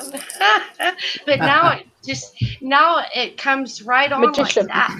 Hey, it's a kind of magic. Yeah, I just kind of went. Well, Cakes, now I understand why I've been cussing out that fucking Allen fuckbag. I already know his type. He said, you were talking about fasting and diet. I wasn't. I was talking about my hair falling out. No, we did talk about fasting and diet because No, We but were I talking about personally it, didn't. but- The chat did. I right. didn't. And I said no to fasting. If I may say to you, I was a vegan for 4 years, as I've told you before. Yeah. And at the end of the day, I think it's had some benefits for that time in my life when I was sick. However, I ended up at the end of it with all kinds of problems. And I do mean all kinds of problems. B12 deficiency, like you were saying about the hair. My hair was coming out. I could just go like this, and it was like I was on chemotherapy. And that's actually why I did vegan to start with, to avoid it. So, yeah, I understand people's journey with it. However, I think that you might be dancing on dangerous ground with it. There is a whole lot of things that you must do to make it healthy for you. So at the end of the day, you're like taking supplements and robbing Peter to pay Paul to make it work out and to stay healthy. And also, you really don't lose that much weight. Your body loses much more weight when it's in ketosis, which means when you're eating more fat and protein and avoiding carbohydrates and sugars, then your body eats its fat, which is the way it was intended to be. Because when you go vegan, then you have insulin spikes. And when you have insulin spikes, you cannot maintain any kind of balance in your body as far as weight management. And I mean, I know because, man, I've been up and down and up and down until I finally understood what was going on. So you need more fat and protein. The more fat and protein that you intake and the less carbohydrates and sugars, your body naturally gets rid of that fat. It's just the way it is. Have you heard about that? Or Yeah, I mean, I eat more protein than anything else. So. Well, you have to like find ways to get healthy fat, which is like you can do that by eating a lot of avocados, like certain nuts are better than others, like walnuts and pistachios.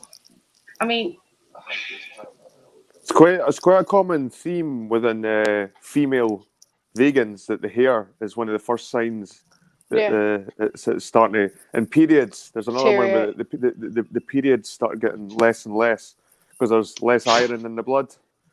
Yeah, see, mine is still frequent. I mean, I've mentioned it before that our method of contraception is the calendar method. So I track mine, and mine are exactly how mine are.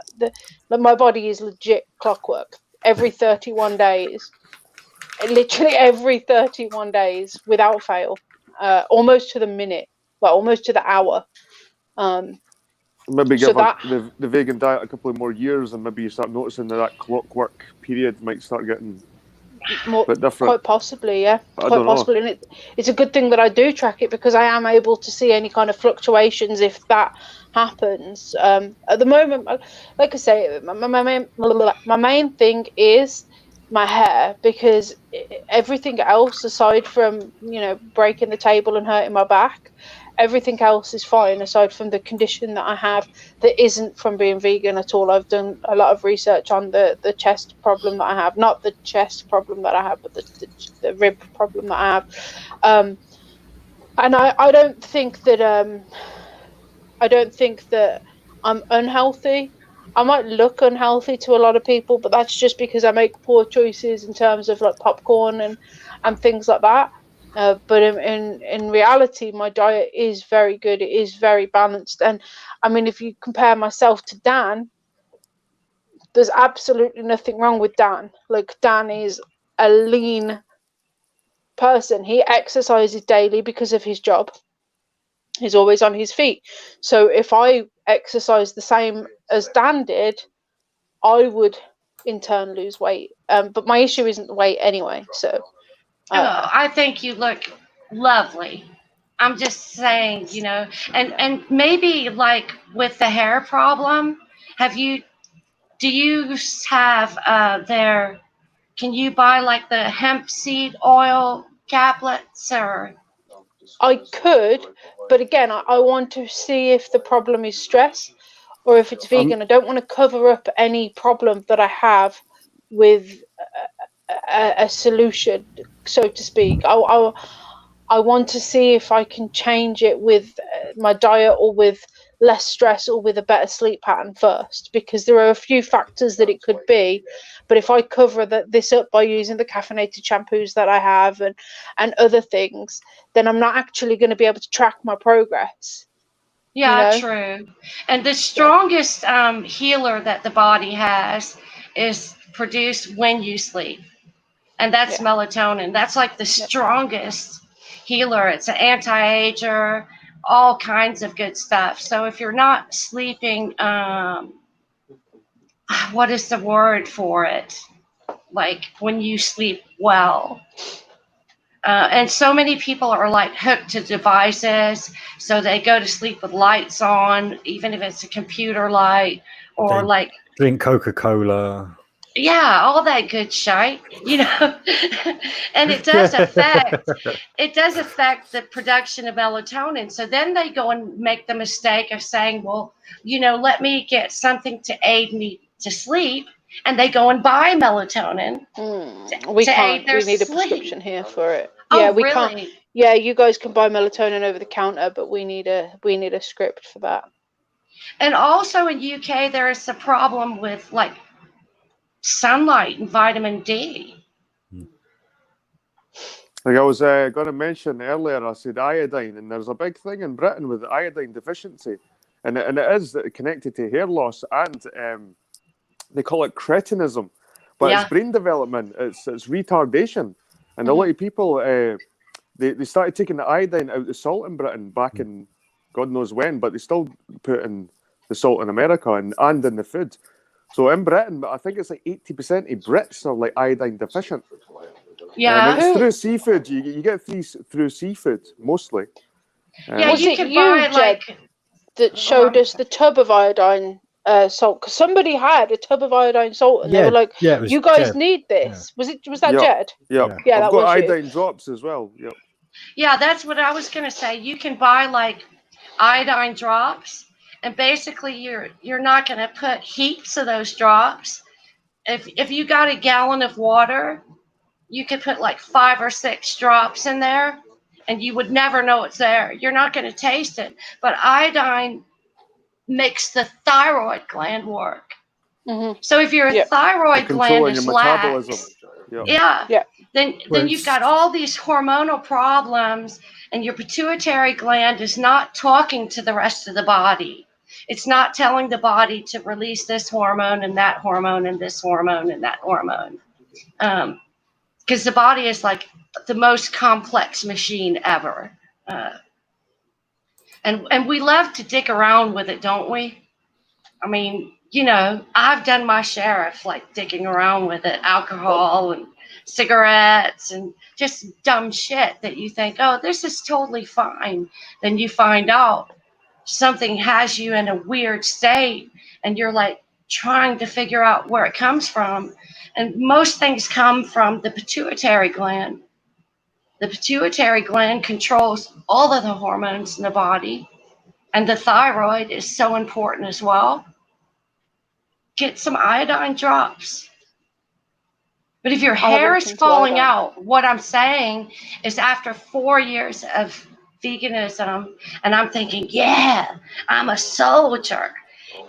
But this soldier was like brushing her hair in the morning and going, holy shit. You know, if this keeps it up, I'm going to be bald headed. And at that time, I had much longer hair, and I have a lot of length, but I don't have thickness. My hair is really fine. So I was freaking worried that I was going to be bald. See, I've never had thick hair, so that is mine is all the hair I have. Like Well, that's you what have half more of than my, me. I mean, look, But mine is like, that looks like a lot when it's down and doing its thing. It looks like a lot of hair, but in reality, it's thin. It's fine. really not a lot. Yeah, and mine is hair. super fine. And that's honestly like why I don't straighten it anymore. We've not heard Anunnaki speak yet. Oh, We no. haven't. Hello, Anunnaki. How are you? Fine, thank you. How do you do, lovely?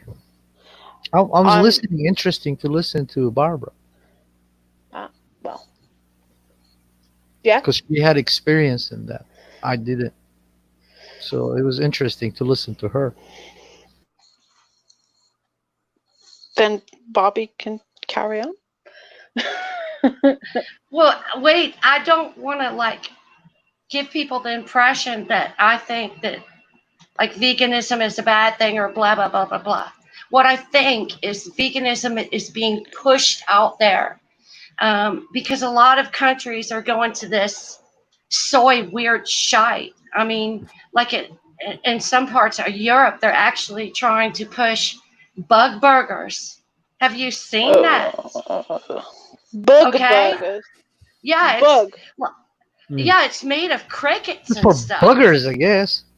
Oh, And no. you know, you have to like have a little bit of common sense and think about like the days of like I want to say cavemen or somewhere out in that area where these people went probably 3, 4, 5 days, maybe longer without eating. And then they were hunting down an animal. And there was this big party on. We're going to eat tonight. And people assume, oh, all these people were vegetarians and vegans. No, they weren't. Absolutely not. They were eating protein and fat. And they were running like the wind, and they were healthy and lean because of that. Yeah, You know, well, again, but there does seem to be at different periods. If you do look at the fossil records and stuff, it does show that we did eat a lot less meat than we do now, because it was easier for us to just go and pick berries and fruit and that kind of stuff. It was just easier. It was more accessible. And then, of course, we moved away from the areas where that was more accessible, and that's when the meat eating started to go up, because we had to hunt for more meat to subsidize the fact that we weren't getting as many calories and stuff from the fruit and berries and stuff that were readily available. I mean, Yeah, that's fair if you say accessibility. However, when you talk about today's vegans, they're like the created hippie movement in a way. And I'm not trying to be offensive because I was one of those people. I was going to save the fucking world by not eating a chicken. Damn, it don't matter. You know what I'm saying? I don't want to offend Kakes because I think she's such a nice person. But, meat is accessible. And it's like veganism seems like this weird fad that's being pushed on people, and cricket burgers and soy and all this shit that is actually not good for the body. As a vegan, I would not eat a cricket burger. However, there are many, many, many areas and countries that do live off bugs. We've lost D. I think his internet went.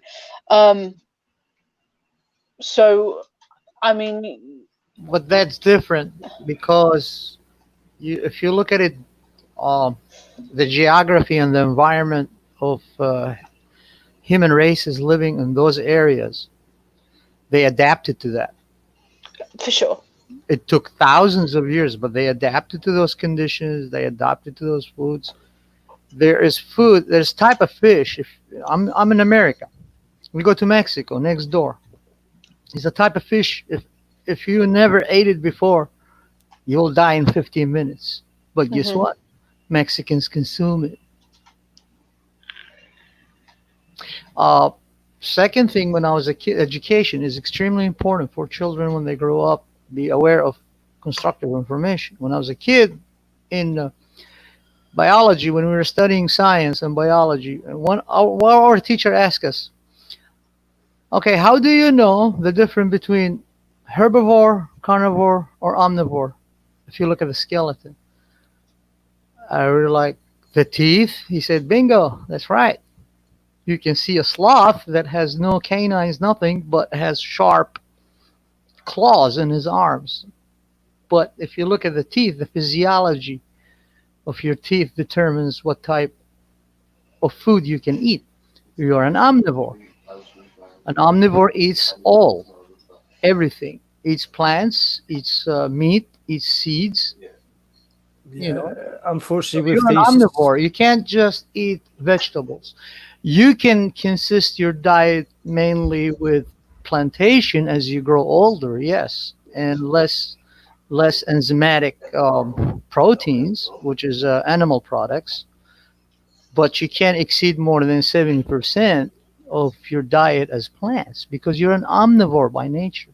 You cannot change that. yeah, The way again, the trouble with these studies, though, they're not taking into account the fact that humans started using tools. So that takes out a lot of the need for the teeth change and stuff, because you're not using your teeth as tools anymore. And a lot As much. of animals in the animal kingdom have started using tools to get to what they need. Like there was monkeys that use rocks to crack open nuts to eat nuts that they wouldn't have normally eaten. I mean, the rock's there, so they would have eaten them, but without that rock and without that tool and without that cognitive processing, they wouldn't be able to get the nut. With one exception, they love those nuts. It's not they never eat them before. They love them. That's why they're cracking them open by any means. They want to get to that seed. Yeah, Especially chimps do that usually. Mammals do that, not animals. Mammals do that. Mm-hmm. Sorry, We're mammals. Humans are mammals. Mick said something interesting, which is a point that I use a lot. Would you be less likely to waste meat if you had to kill every animal you eat? And that's a question that I've asked a few people. Like when they've questioned why I'm vegan, one of my reasons for being vegan is because I couldn't personally kill that animal, and my money kills that animal. So, like, sorry, I got hiccups again. So, would you be able to kill that animal, or not? I would in a heartbeat. Yeah, but like I said, the question is, you wouldn't waste as much. I mean, oh no, of course that's not. the thing. No. So because you'd gone through the effort, I think, of hunting it down, killing it, and that kind of thing, you would want to make as much use of it as possible. And respecting the animal as well. I mean, the amount of respect that I have for Laurie, because she's that very. See, it doesn't always lead to respect to the animal. That's the thing. A lot of the time, it can go the other way, where you complete disrespect for the animal, because then it makes it easier to commit the act of killing an animal. Yeah, I can agree with that, D. But the thing is, I would treat it right because I want healthy meat. Yeah. Oh, yeah. No, don't get me wrong. I'm sorry. I want to get some lambs.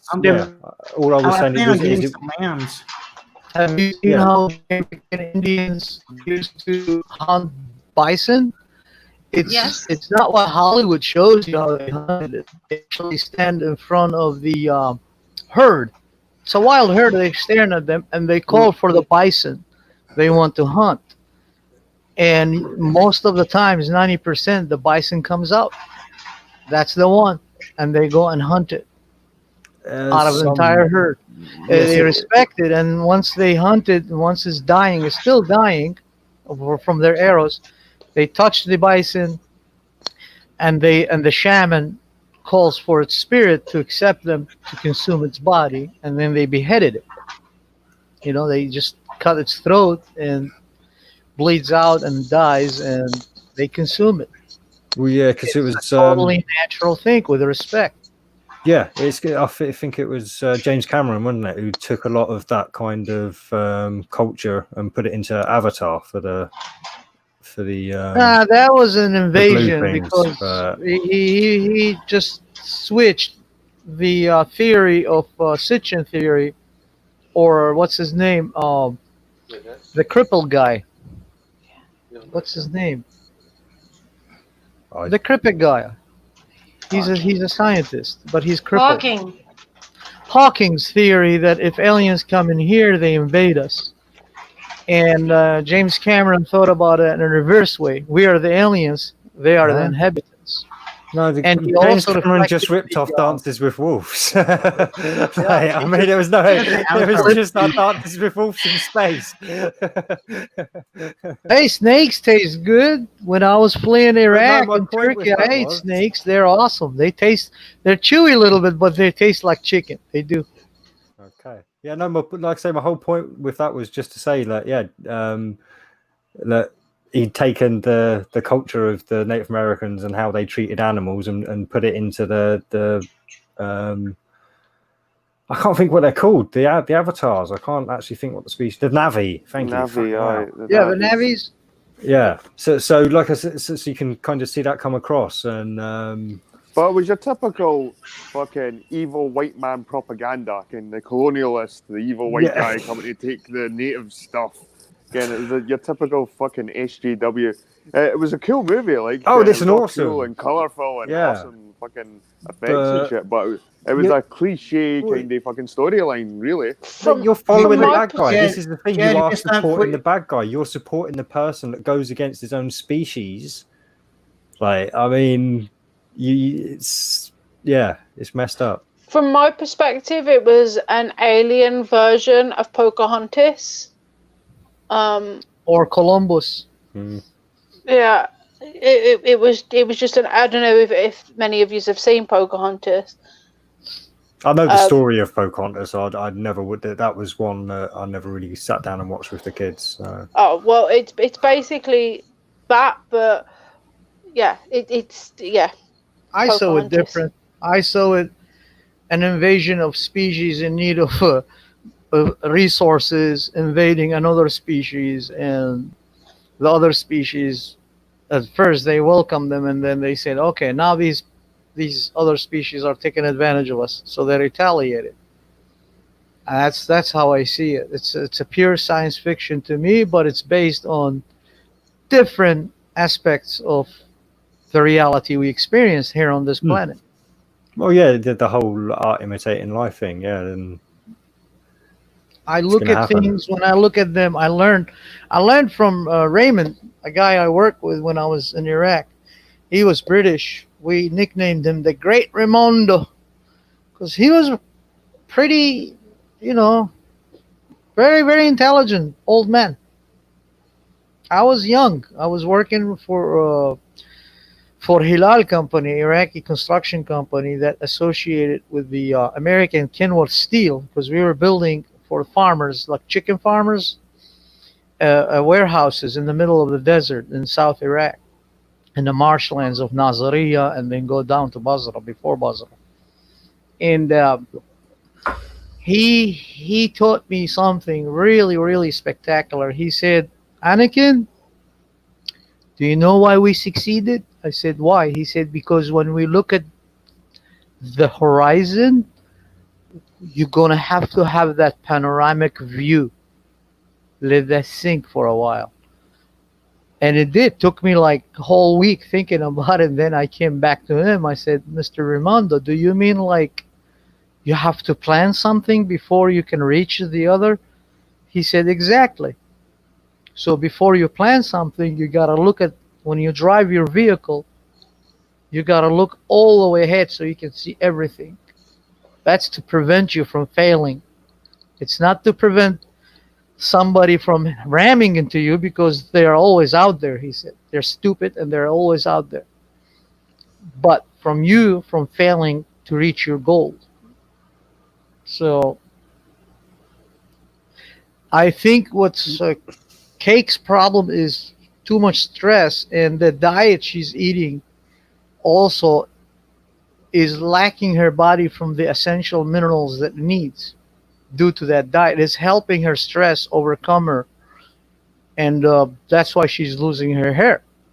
Stress is the main killer for any human. I don't care if you are freaking Hulk Hogan. You will think a knife to the heart for himself. kill you Once faster you get than stressed, stress. you get weak. Yeah. You get weak. Once you get stressed, you get weak. It's the enemy. Even doctors. My sister married some douchebag and brought him from Iraq to Australia. and he abused her, and then I had to fly from here and go over there. And I told him, I said, there's the divorce papers, you sign it, or I'm going to prison or execution, one of the two, your choice. As soon as he divorced her, how have we her gone from cancer, Cake as soon as he divorced her, 8 months later, her cancer was gone. Because that's me, man. I'm me. I don't care if they hear me out and they can fucking judge me. I don't give a damn about that shit.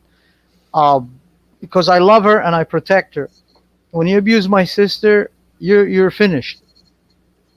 You're a goodbye. But because she had a kid from him, it stopped me right there. Because she begged me not to do anything, and I told him, I said, you have to sign this. And 8 months later, her stomach cancer was gone. Pure, dumb, bum, gone. Bye bye. Because the doctor told her you're overstressed. She had cramps in her stomach at first, and then it developed to stomach cancer, early stages. They said you either chemotherapy or lose the stress. You need to lose the stress. That's the best option. Or we're gonna have Barbie's to probably got a similar story to that as well. Like, Barbie.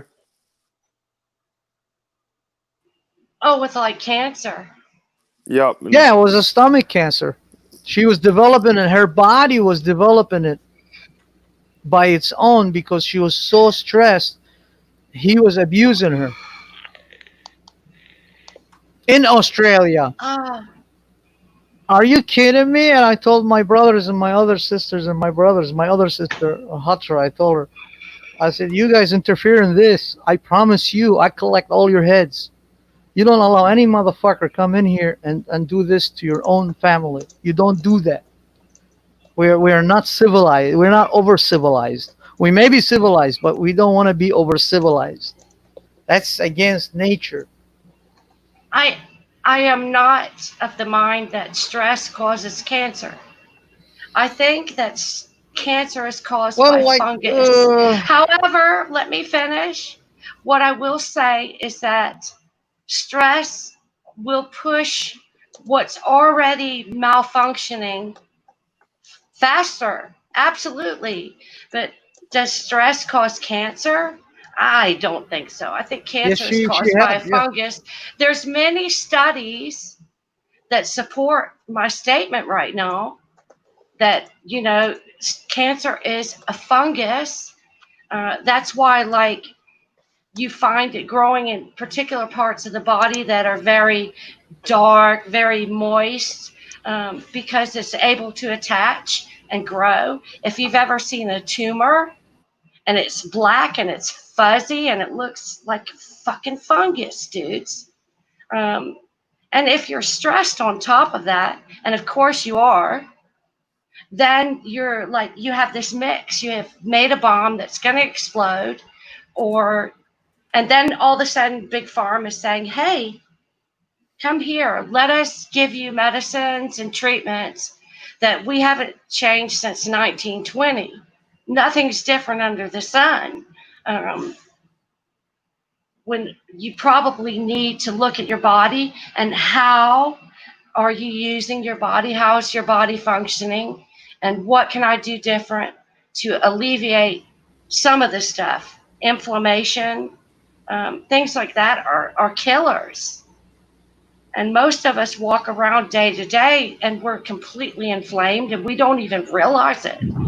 And studies prove that most human beings will have had and fought off cancer at least 7 times in their life, and they don't even know it.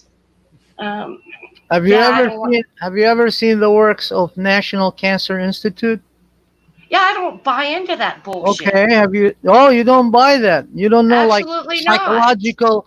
So psychological and mental abuse does not make your body develop, and all the facts and all the factual evidence that shows that's what your body can do to you. I think psychological abuse and stress allows your body to be in a weakened state.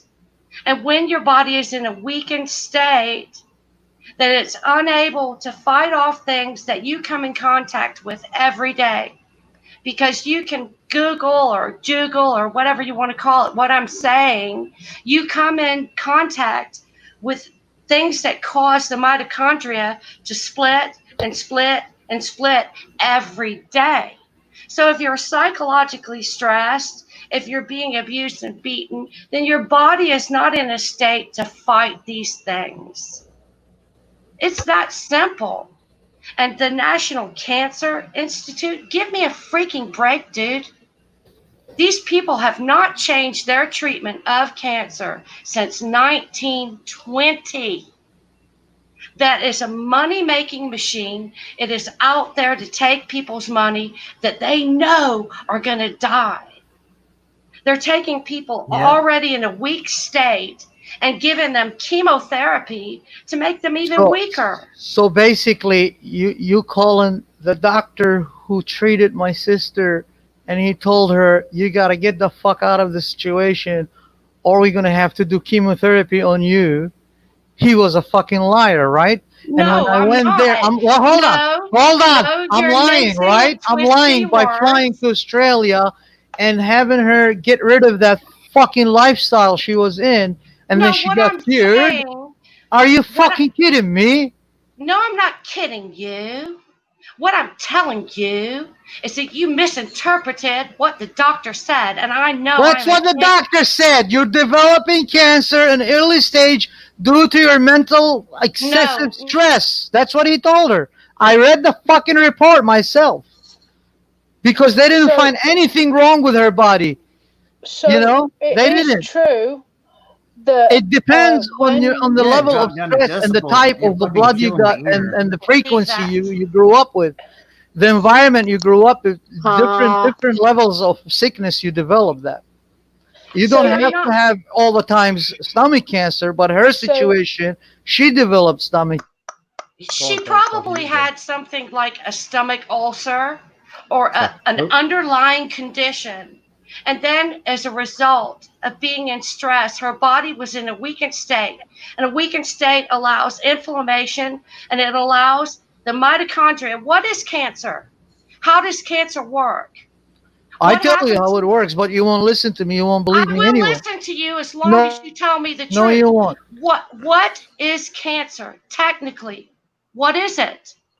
It's a cell that's gone into infinity mode, and it just keeps reproducing and reproducing and reproducing. Yes, and why does that happen? Why does that happen? Mineral deficiency. There's like good studies outside of the pharmaceutical and the medical machine that tells you why it happens. And obviously, if you're already having these splits, and your body becomes in a weakened state, then this process is going to speed up. So yeah, a doctor is going to say, you know what? You need to eliminate this problem, and this problem. Because all of these problems are causing you more issue. However, I've never in my life, and I've been through it, would a doctor say to you, oh, you know what? Your cancer is caused by stress and abuse. No, they'll hand you a load of shit of why it's caused. However, they're not going to say it's caused by stress and abuse. I'm sorry. I'm not buying that stuff. No, but it's definitely hindered because your body's at a weakened state. So could it be the doctor said to Ananaki's sister, you've got cancer, the best thing for you to do is eliminate all stress? That's what I tried to say. Out and that it can dissipate and your body can fight off. The report says her body started malfunctioning in it because your body, your gland that you're talking about, can also produce viruses to protect your body from invasive bacteria. Did you know that? It's a proven fact. But you're when you're under tremendous psychological and mental stress, under abuse constantly, your body starts malfunctioning. It cannot it cannot produce the hormones that you essential for your body to grow. It starts to malfunctioning and producing more viruses, and these viruses started attacking the good bacteria in your body. In her case, that's what they discovered. She was producing that in her stomach. It was sent to her stomach, and her stomach started first pain, and then ulcers, and then they had to say you got two options: either you be stress free, or we're gonna have to do chemotherapy on you. I mean, That's when didn't I I cut the say ticket and hit the ulcers? plane. And they're finding in studies as well that like sugar is like the worst fucking thing in the world. But I said exactly what you just said. You just didn't like the way I said it. I said you probably had ulcers, underlying condition. No, you said it was bullshit. You're not gonna buy it because your body cannot develop cancer. Okay, I'm pretty it's sure I already know what in I there, the said. cancer. But no, your body can produce cancer when it's malfunctioning. Yes, but there is always, listen to me very carefully. Your entire existence on this planet is governed by external influence. Think about that for a while. You're just regurgitating in your own fashion and form what I've already said to you. You're just spitting it out in a different way. And you're like offended because I didn't like kiss your ass and say yes. I didn't ask you to kiss my ass. Well, you kind of did because no, you I have didn't. now, You're the one who said that's bullshit, and I'm like, okay, if that's bullshit, how come that shit happened to my sister, as an example? And you say that's bullshit, it's a lie. Okay, fine. I explained myself extremely precisely. And I said to you 8 minutes ago every single word that you are now regurgitating to me. And I'm sorry that your sister was sick, by the way. I've been there. I've been to the place where I thought I was going to. Well, she got cured without any medicine. How you like that? So did I. She got cured without any medicine. I can't explain it. I cannot prove. Why not? You're the one who knows all about it. You know better than freaking institution of medicine. And that's than not anybody, what I said. even scientists. Now you're twisting my words to make me look like an asshole. And I don't need you to make me look like an asshole. Because you just called me a liar. I didn't call you a liar. Yes, you did. No, I didn't. You need to rewind and listen to what you said when I was telling that. Rewind. I never called you a liar. What I said was I did not buy that the doctor said that your sister had cancer as a result of stress and abuse. But that's what she had. She had that as a result of for ear damage. Mental, psychological, influence on her. It caused me ear damage. And then she started developing that by her natural elements. Did you hear me, Anunnaki? No, I'm sorry. What is? I said, I'm filing a lawsuit against you. You just fucking raped my ear here twice now. I got ear damage. Okay, don't stay too close to your speaker, I guess.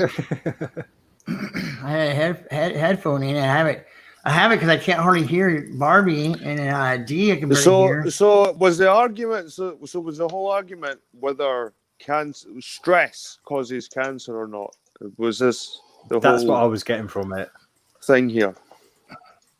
Kate wants to find out if it's the diet she's eating causing her losing her hair or stress. I am suggesting it's both. Mainly is by her stress, but also helping that is the diet, because she's strictly vegan, aren't you? At the moment. Mostly, yeah. Yeah. I eat chocolate and 12s and stuff. Yeah, and you're still in your youth. You're not in your 50s. Mm-hmm. Or 60s to expand on plants more than meat.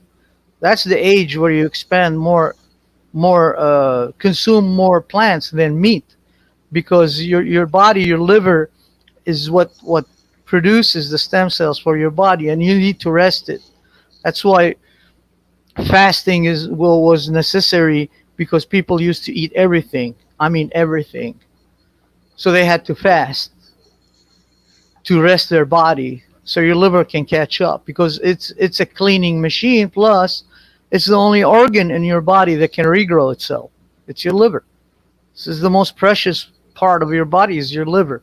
If you don't take care of it, it can't take care of you. Simple as that. Stress can make the liver malfunction. Why? Because your brain is telling your body what to do. It's all in the brain. And when that brain is distressed and it cannot function properly, guess what? Your body starts crumbling. See, it's a proven fact. It's a proven fact. Just like it's been proven, the star is a freaking fusion. Yeah, the thing is, it's not necessarily a proven fact. That may have once been the main science to it, but there are a lot more studies now saying that we're getting signals not just from the brain. We're storing information all over the body and in all major organs. So when you're saying it's just the brain, it's not necessarily so. So I've unmuted you now.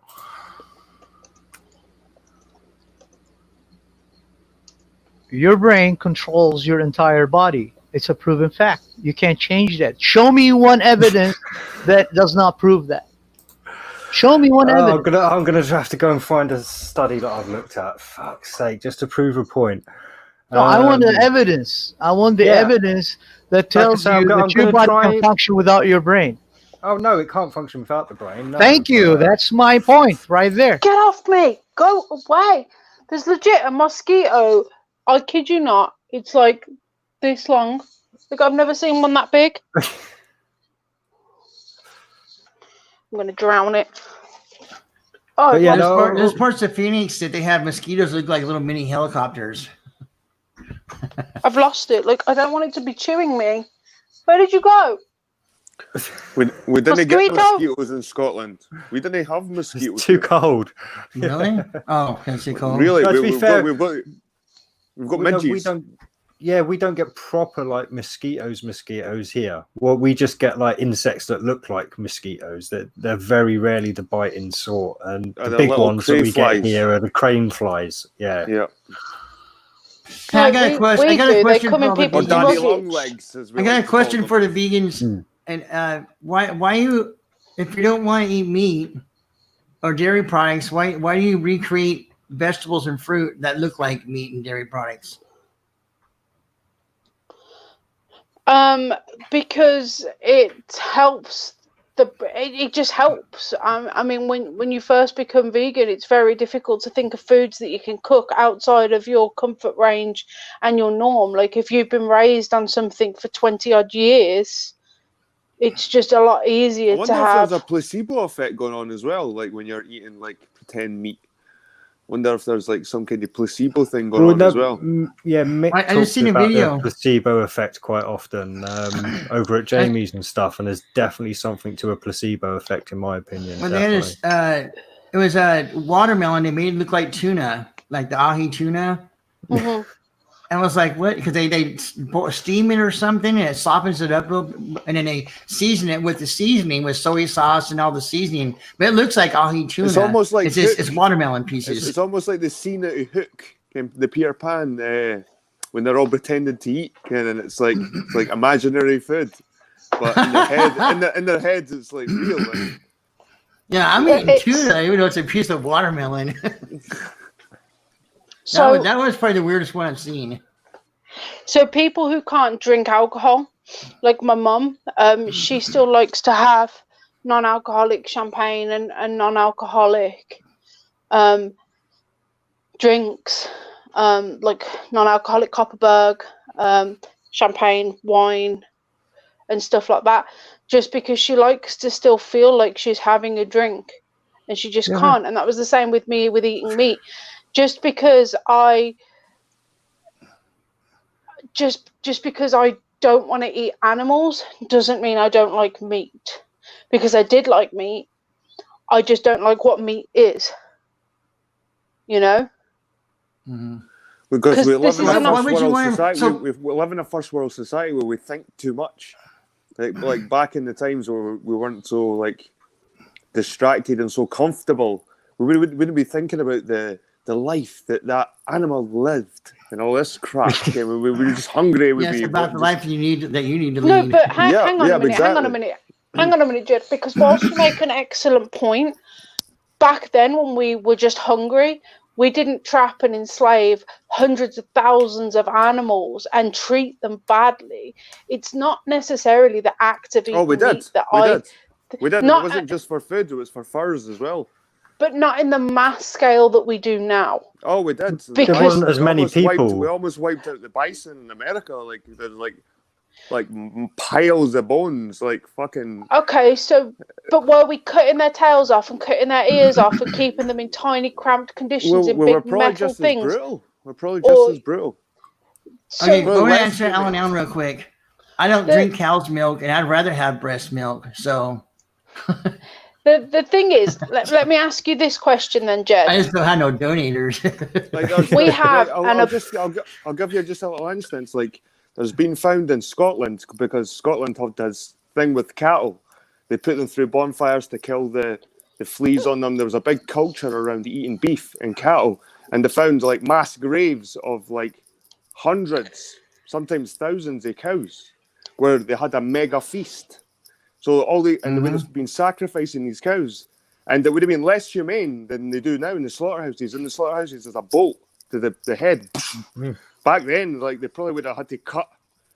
Well, you can look back in time as well. If you go to some of the developing countries, to be politically correct about it, they still do treat animals like shit. They hack them to pieces with machetes and all sorts. Yeah, so And our meat doesn't just come from England. You have to remember that a lot of our meats come where the regulations aren't as serious. You've got halal and kosher meats. They're still very, very barbaric. But my question that I was going to ask you, Jed, assume that living a vegan diet was completely healthy. There was absolutely no health concerns at all, just for a minute. And we have this abundance of food choices that we have when we walk into a supermarket. Would you not choose to eat the non-cruelty food, or would you still choose to eat the cruelty food? In an ideal world, and I've got two answers. In an ideal world, why not be a vegan if it was healthier for you? Like if it was, but why limit yourself? Like in a world where like the economies are like you're only eating like tropical fruits or something like that, and suddenly you're not getting those truckloads of tropical fruits coming into your country anymore. I don't think you should limit your body to any kind of food, just in case the worst comes to the worst, and you need to go into survival mode. And I'm not being brutal here, but maybe you have to eat human at some point. Like, like I'm not like that's as far as like that's the extreme side of it all to survival. But the way I see it, eating is all about survival, and depending on how comfortable you are in society, depends on how much luxury you can or how much you want to think about your food. But I think we should just eat what you need. Eat what your body craves. Eat what you need. But back to your question. If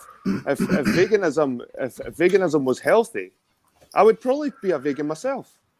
I'd probably be a vegan myself if veganism was the healthiest diet. But no, it's just no. I just know it's not for me because I'm too active. I burn too many calories. Like I couldn't sustain myself with just vegetables, especially with the cold, the climate here. Your body's constantly trying to keep warm, so you're shivering and you're always burning energy here. And I get that from you because you are very much eat when your body wants you to eat, and eat what your body like. If you fancy something, you take that as craving. So you're like, okay, so I need some iron, and so you'll eat a steak. And I get that, and I respect that, and I appreciate that. I just want to read a comment that somebody said here. Getting plants causes animal deaths too. Big machines plowing up fields, killing wildlife, and then pesticides.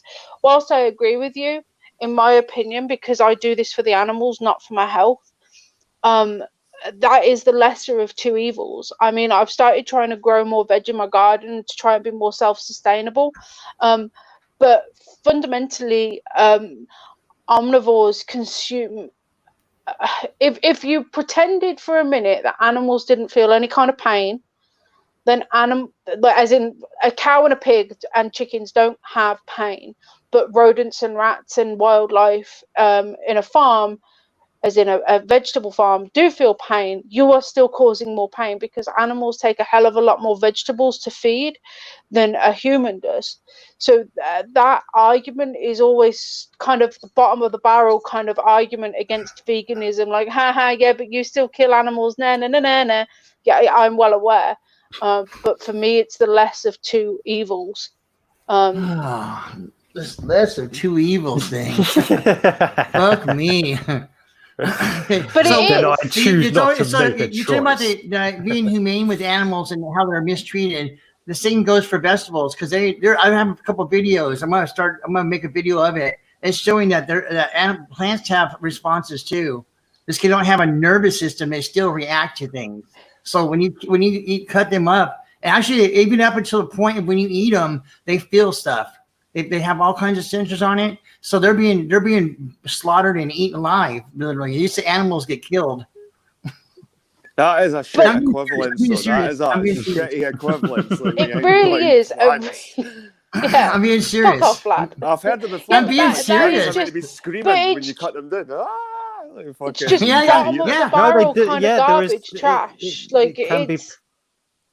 No, but as a shite equivalence, can be picked up by certain sensors and stuff. I have heard that. Like when you watch a mammal where it's happening.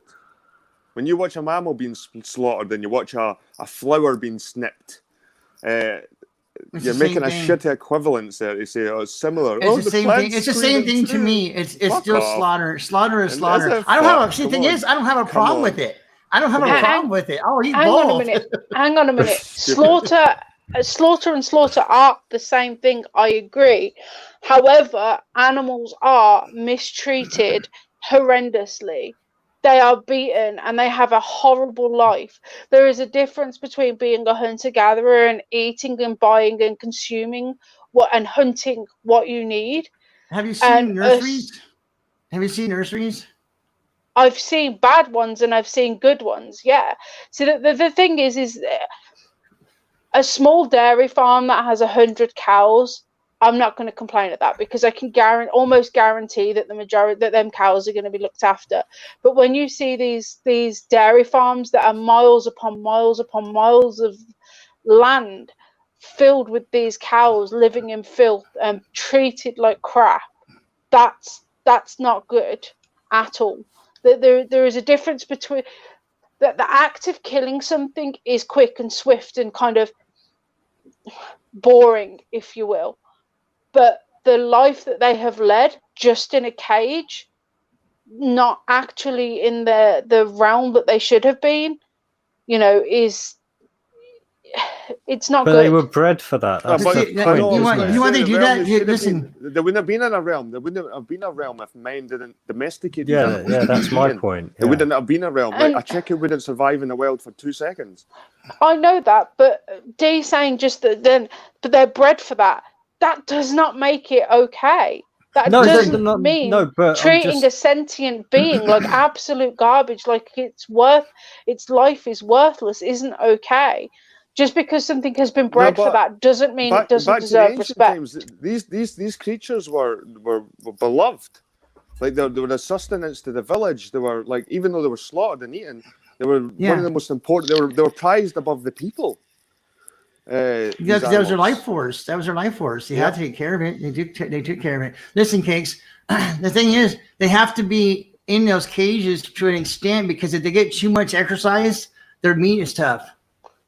Yet they can't work them too much. So, but do you see I was wondering if she hang on. What you've just said is that your palate and you tasting is more important than the pain that something else is feeling. That is just evil. There is a difference between what Jed says, where he says my body craves something. It's not they're getting beat up. They're how restricted to a certain area. They're restricted to a minimal area, so they don't move as much. That isn't okay. But that's not okay. It shouldn't be like that. But it shouldn't be like that. That's the price they gotta pay to have tender meat. I'm interested to hear her opinion. So what do you think it should be like? Pardon? How do you think it should be like? How do I think it should be like? Yes. I think, how I think it should be would be in an ideal world where we all get a certain amount of land area and we all rear our own food and our own animals and treat them how they should be treated. However, that won't ever happen. My ideologies won't happen because we live in a corporate world, unfortunately. That's what we need. That's what we need to destroy. That's what we need to be going after, not each other, but that. And then this is why agriculture is the largest mistake that mankind has ever made. Mm-hmm. I mean, I don't know how to break it down in like 2 seconds, and I know I talk very slow, and I'm trying to talk faster. However, if you think about it, agriculture is the largest mistake mankind has ever made. We destroy the subsystems. We destroy the natural world because everything talks to each other. Plants talk to each other. They make other plants grow. Animals talk to the plants. Plants talk to the animals. And as a result of fucking hammering down acres and acres and acres and acres and acres of land to hand you, in a sense, food that is shit. Grains and rice and all this stuff that is absolutely not good for you. Carbohydrates are not good for you. Then look what we've done. Look what we've done. We have taken the ethical intake of food out of it. And there's no way back. There's no way back. So you can become a vegan. However, you still are derogatory of the ethics. You can do anything you like, and you are still derogatory of the ethics. The only ethical thing to do is to talk about what you said before, a farm, a small place where we are plowing a wee bit of land. We are raising that amount of food for that family and maybe enough to allow for our neighbors. We're not destroying subsystems and we're not being abusive to animals and the land, for fuck's sake, man. And then they feed you veganism. Oh, well, let's get even more unethical. Because in the world I live in, and if my statement is true, then actually veganism is even more unethical. And it's okay. I mean, we talk about conspiracies in every angle. However, no one looks at the real conspiracy, or the largest conspiracy is what you put in your body and how that happens. I don't know. I would go back to what Kakes was saying, where like the whole have your own plot of land and we should be sustaining ourselves. We've done all that. Yeah. This is what happened when the farmers that we began farming. We went from hunter gathering to farming and agriculture. And what happens is we have our own piece of land, we have food, but we only grow a certain kind of crop. So we exchange crops to our neighbours. And what does that create? That creates like a market. Like, let's create market. And next minute, you've got a city. And then we're just going back through. We just end up going back through it all again. It's like we've done all that. But it's in a smaller fraction of amount of space, and it's spread out instead of being like the hundreds and thousands of acres of farmland that it's only one thing, and they just do it nonstop. Because if you have your own land, you could move it around. You don't have it in one. You just don't have a garden in one spot. Don't forget about the million of people who lives in cities and apartments. How the heck are they going to grow their own food? Yeah. Someone said you were going to drown a mosquito not 5 minutes ago, Cakes. Yeah, no, I know I was. But that my point wasn't killing an animal. My point was the mistreatment. So with what Jed just said, with how we would have all had a patch of land, and then we've started bartering with one another, and that progressed and progressed and progressed to where we now have the situation that we have right now, where the animals are just kept in cages and mistreated, and I can't see a solution to that.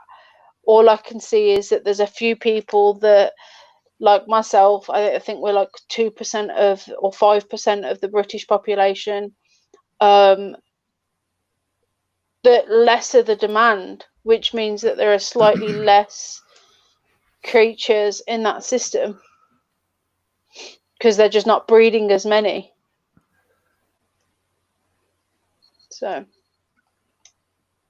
this Alan, I wanted to go away.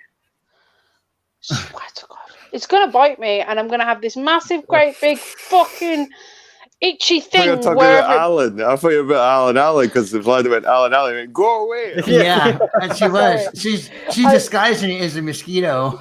No, what were you gonna say? Come on, Alan. I'm listening. Okay, he is the Pierce Morgan wannabe. Okay, why is it okay to kill animals when it's not necessary, but it's not okay to abort a child? Do animals not have rights like unborn children? No, they don't. They do not, because we're not eating children. We don't eat children, so we need to eat meat, and unfortunately, animals have got to die for that. So that's not even a comparison. So go fuck yourself with your fucking liberal bullshit. Once again, you fuckbag. That's what I'm saying. I know who you are. I've known too many people like you. You're fucking worthless fucking pieces of shit that want to twist everything around. So fuck off. You can't even compare the two. Oh, I mean, we've got Cakes a question now. Hang on, let me just before I'll come to that one. But Vlad, being pro-life, they have got some kind of equivalence. Being pro-life. Mm-hmm. We don't eat babies. We don't eat babies. No, we have to have meat source, and it's not babies. But do we have? Well, at least I don't eat babies. I don't eat babies. I know that fucking certain people do, but I don't. Do we have to have a meat source as cruelly as it is? Oh, no. I agree. No, I agree with you with that. I don't believe in, because when you treat an animal like that, it makes the meat bad.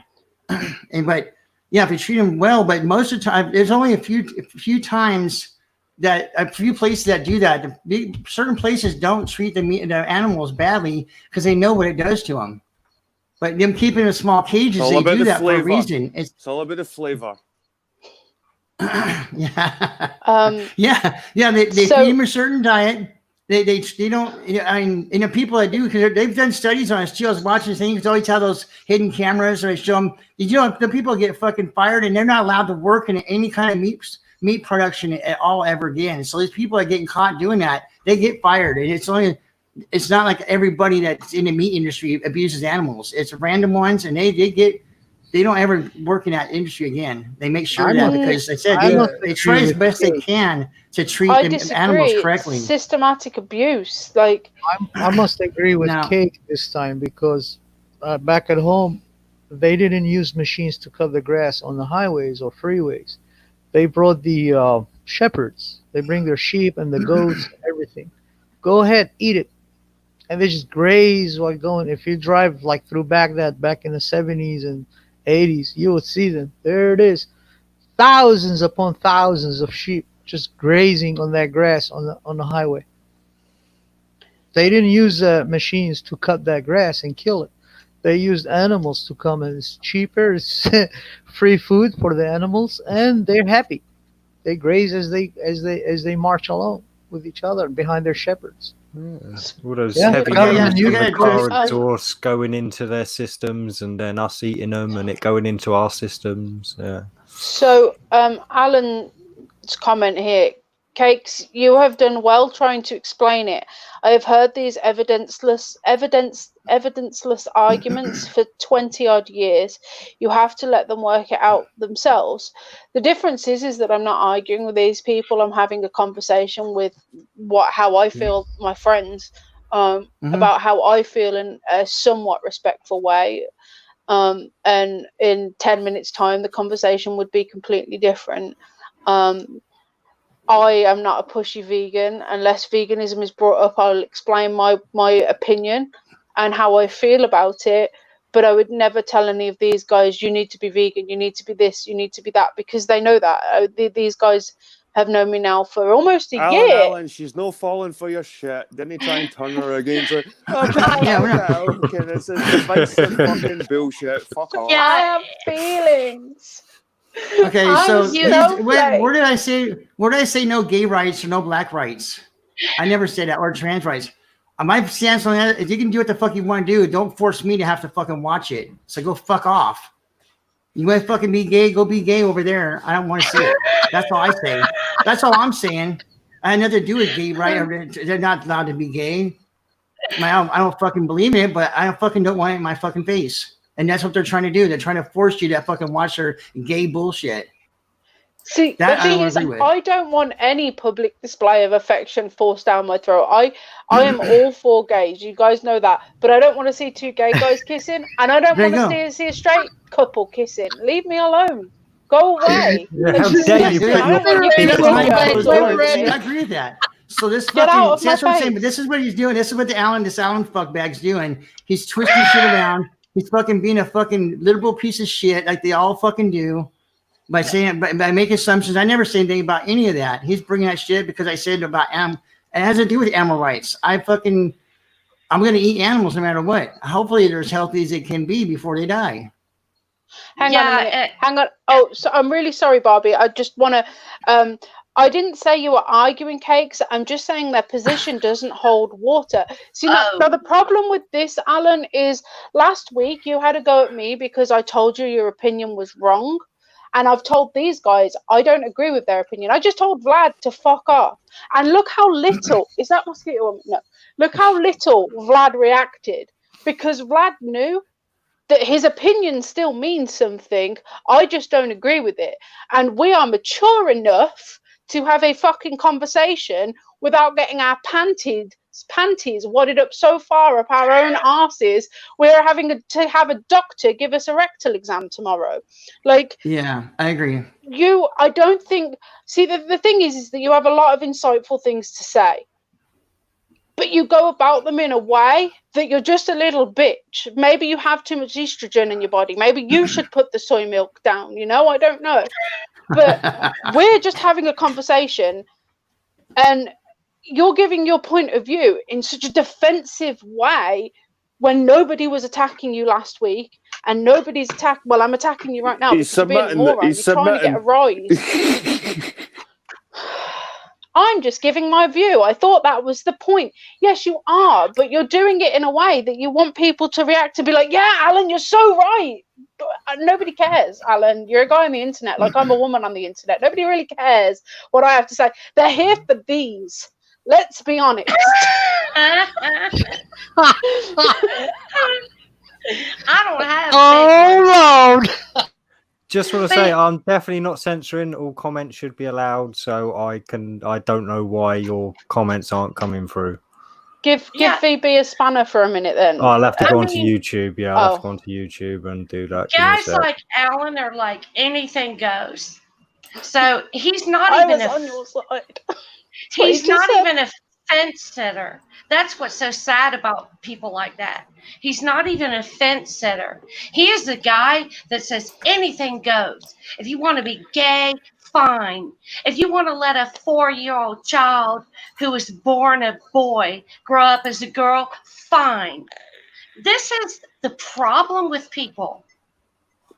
And I certainly didn't disrespect Cakes. In fact, I said twice that I respect her deeply. I think she is a sweet individual. And I'm Adorable, only we all know speaking. this. Yeah, you are adorable. You are adorable. There's like something about your personality that's so adorable. And I'm a little bit older. Well, I'm a lot older. We're not going to go there. Anyway. I don't care. I'll still bear hug you, Barbara. Whoa, whoa, whoa. What was that? Whoa. I'm putting my foot down. But the point I'm making is, like, you think people shouldn't have opinions. We should all just sit here and say, well, here's my tea. Oh, yeah, you suck this tea and I'll suck that tea. No, it don't work that way. Okay, he's saying, hold on, real quick. I want to say he's saying that to trash talk Alan, but not his arguments. That's what we're trash talking. These are fucking arguments. You fucking idiot. Yeah, because you're saying our arguments don't hold water. When not one single word you have said holds water.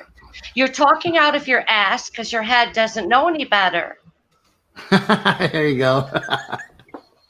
I mean, it's not fucking hard to figure out. And if you think that it's okay for a bunch of fags to be running around riding the Hershey Highway, and you're not offended by the fact that parents allow 6-year-old children to grow up boys to be females, that they give these boys pills that make their penis micro-size, then fine. I think you're a sick fuck. I think you're a dishonest fuck. And I think that you lie like fucking, yeah. If you can't run with the big dogs, then stay on the porch. It's that simple. I concur Or with everything you intelligent said. too. Yeah, dude, and he's just said, I think too many people get too emotional about things and can't stick to the subject matter. Mate, we had no subject matter, so Yes, Dim asked me emotions earlier, are what do you good. want to talk about? And I was like, I don't know, really. I wanted to tell you my table story, and that was pretty much it. I broke a That's table. what makes you human. Emotions. Alan, without This emotion, fucking you're a idiot. fucking object. You're not a human being. And I'm so glad you brought this up, because this is another thing that we're enduring right now. We're being told that we're not allowed to experience the rainbow of emotions. So if you get angry, you're a bad person. You're violent. You're a violent mother trucker. How dare you? Exactly. Fuck And yourself. here's the thing. I don't trust someone that doesn't have anger. If you don't have anger, get the fuck away from me. Because you are as dishonest and more programmed than anybody I've ever met. Yes, I get angry. Yes, I get sad. I cry. I laugh. I empathize. I just get horny. I get horny too. It's like, Hell yeah, girl. bring me a man. See, but you got these complacent people who are like, oh, everything's I'm ready to rainbows. fornicate. No, Everything's rainbows and unicorns. And See, this guy, Look, he's just saying a bunch. See, he's just being stupid. He's doing that circle talk bullshit and deflecting.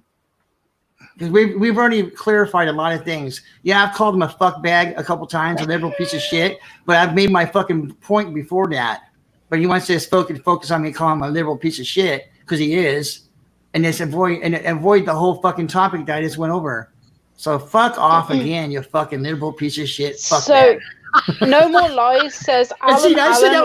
that with a smile. So fuck off. I'm not even angry. I just think you're Alan- retarded. No More Lies said, Alan, what did you say to cause this backlash? I don't get it. The thing is, No More Lies, is that it's when I tell him that I don't like his opinion or that I don't agree with his opinion, and then I follow it with my opinion, I'm then attacking him because he's a baby. But if he stopped being so defensive and just gave the insightful opinions that he has, everything would be fine, from my opinion and from my perspective. But he just gets too defensive too quickly. I get that he's not swearing or cussing anyone out right this second, but he's just called Vlad a moron, which, fair enough. Vlad called him a moron. He is well within his right to call him a moron back. Like, You don't bother me. I know I'm not a moron. When he sees this, he knows he's a fuck stick, a piece of shit, fucking liberal fuck stick. The comment that he made it as though he was trying to ridicule the guests on Mine and Dee's show.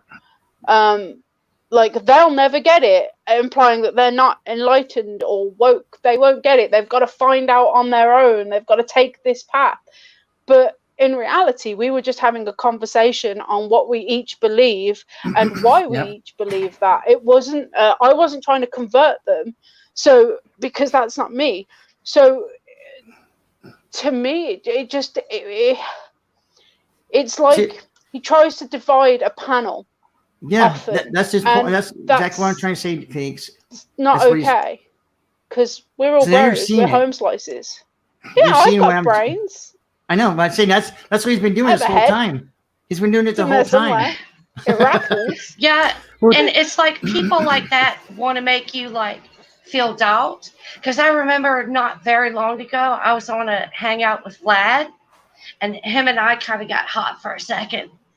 But I didn't leave it thinking. Yeah, girl. I didn't leave it thinking. I didn't leave it thinking, you know what, that Vlad, fuck that motherfucker. I left it thinking, you know what, Vlad's got opinions. He's outspoken. And this is why I liked him to start with. But then you got these fucking Johnny-come-latelys that are like, I said, rainbows and unicorn kisses. And this guy is a liar. Because there is no way that he would have a son and allow his son to chop his dick off. Let's be real. You want trans rights? Dude, you are a lying sack of shit. I'm calling you out. And yes, I'm angry because I cannot imagine for 2 seconds that a shitbag like you would come into a chat and say, oh, trans rights. Yay! No. You liar. You liar. I got 3 sons. And if any of the 3 came to me tomorrow and said, oh, you know what, Mom, I'm going to chop my wiener off, I would lose my fucking mind. I'd be like, have you lost your fucking shit? I would fight it every step of the way. Because God, or whatever we call God, did not create you that way. So I have every right to be offended by transsexuals and homosexuals. If you accept homosexuals, fine. But when you sit there and act like, oh, anything goes, then I call you a liar. So you and I have a problem. I think you're a needle dick bug fucker that has nothing better to do than to come in chats and not even sit on the fence. You're just like standing in the pasture going, how am I going to handle my life? And then when you see something that you think is a conflict, you hop in and you throw your beliefs in there because you want to ride that train. Create your own train. He should change his name to Karen. Yes. Karen Allen. Yes. And I think there's no more lies as him too. I guarantee you that no more lies as him on another account. I still gonna bear hug you, Barbara. Are you married? I'm pretty sure we're not. You're not married. Hell yeah, let's fornicate, girl.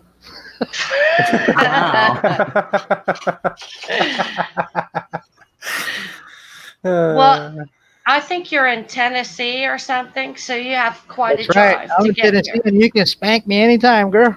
You can call me Roger Smith. Your ass proper. Let me tell you something. I'll get out my whips and chains and give you a good time. Oh my! See, what the fuck is this? I knew it. Hell yeah! I'm a lucky bastard, I guess. Yeah, put that one back on, D. The one about I'll put it up no sense of thinking. No, I'll put it up to show the hypocrisy. Yeah. Right. It doesn't matter who you are directing it at, you asshole. Well, read this one, Barbie. Keep the ad hominems coming. It's not an ad hominem. It is a fact. It is a fact, and we all know it's a fact. When you sit there and say, oh, well, people have a problem with trans rights, then we know that you're being a little unicorn, rainbow, kissing, flying, what the fuck ever you want to be. Why is he calling you a hateful person? She's not a I'm hateful not a hateful person. person. That's the I'm thing. talking to Karen Allen. It's called projecting. It's deflecting and projecting is what he's doing. He's trying to, like, you know, It's that simple. judge you without using the judgmental way. And it's Slick Rick. You can't become Slick Rick. You're Karen Allen. And the That's who thing you are. is, it's like, I have a really tough skin. So if you want to, like, fuck with me, pack a lunch, pack a supper, and a breakfast. Because we're going to go around for a long time. I've seen people like you on the internet for a whole lot of years, and you're like a dime a dozen. You're a fucking loser. Get a point and stand by your point, or fuck off. And don't try to, like, use Kakes as you. The thing is what you're really saying to Kakes is you don't think Kakes is bright enough to make her own fucking decisions. So what you've actually done is you've slapped Kakes in the face. You fucking motherfucker. You goddamn skinny. Hey, Karen Allen, you're not that smart after all. What do you mean by I was talking about eating meat? You can't talk on a chat room. You only post, you idiot. Well, that bit just twitch and straws. Does anyone disagree that what he actually did was he minimized Kakes by all of his fucking chatter to make it look like she had no ability to make these decisions herself? So Yeah, exactly. you are the worst of the worst. See, the thing you've got to understand about Alan as well is I've listened to what he said about himself and stuff, and this is the thing. He's more religious than like you guys who believe in God and all this kind of stuff. Like, he's admitted he puts his full faith into experts. Like, he's a technocrat. He doesn't have any opinions. He only goes by what experts say. I'm pretty much verbatim what he said before. So if he tries to deny it, then I'll know he's got no integrity as well. Well, I mean, it's a given he doesn't have integrity. He's a fucking piece of shit liberal fuckbag. it goes beyond that. And like some of the people that I'm speaking to right now, and like several people in the chat room, I've known these people for years. Like Jed. It was so weird the way you just said that, like Jed. Yeah, well, I've known you, Barbie, for at least 4 years now. I've known you. I mean, when I started my channel, let's see, 2012. Let's see, it wasn't very long behind that. Here came Jed, and he was like disputing everything I was. Jed. I love Jed. If he was a girl, I'd marry him. But the thing about keep Jed, saying my name, ladies. Jed. The thing about Jed, he put that up. He says, "Wow, I'm getting it from everyone now. I have said nothing controversial." The fuck is you know, I caught a lot of heat. See, that's that years twist. Back. That's that twist and deflecting shit. Never. I remember. Where do you get your views from, if not experts, D? Well, I'm lucky enough to have been blessed with intelligence enough to be able to discern what the experts are saying and then make up my own mind from that. I don't just listen to what the experts have made their mind up on. Big brain, many power. He doesn't need that. I tell you how D is.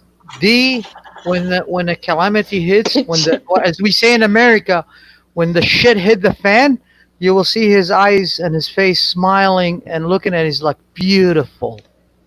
Beautiful. That's D right there. Okay, then tell me what I have said that is not backed by evidence. The thing with evidence is that it's highly circumstantial and usually cherry picked. If you give me something from the mainstream, for example, chemotherapy is good. No, you can stick that up your fucking ass.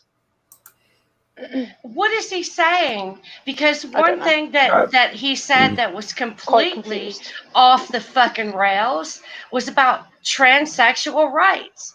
Where is that backed by evidence? Do you realize they cut your dick off? They take the skin to your penis. They turn it inside out and make you a new organ, which is called a vajayjay. Not even that. It's just a Damn, bro, I did not know that. It's a mutilated penis, no matter how you look at it. Exactly. You might dress it up some, but it's still a mutilated penis. And now let's walk around and give these freaks rights. Let's say that some freak comes to my door right now and says, you know what? I chopped my dick off. I'm now a woman. Can I use your phone? No, fuckbag. You get the fuck off my porch. That's all the evidence I need. I mean, I wouldn't give anyone my phone, but see, fundamentally, transgenders are still humans.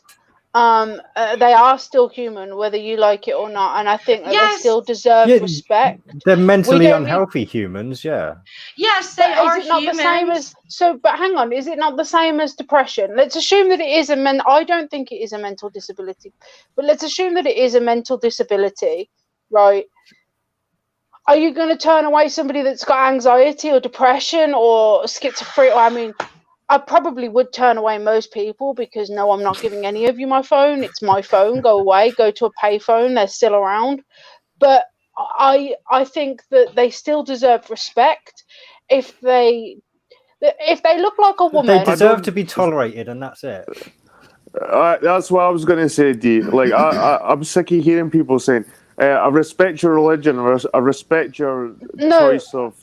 No. We didn't respect it. Again, if I finish, if they look like a woman, completely like a woman, because some of them you do really need to get close in and have a look. If they do look like a woman and they're not telling me, I'm still going to think they're a woman. You know, if they haven't told me that they're transsexual. The difference is that they can't expect everybody to use the correct pronouns, because that can be very confusing, and that can, like, I have to in my line of work.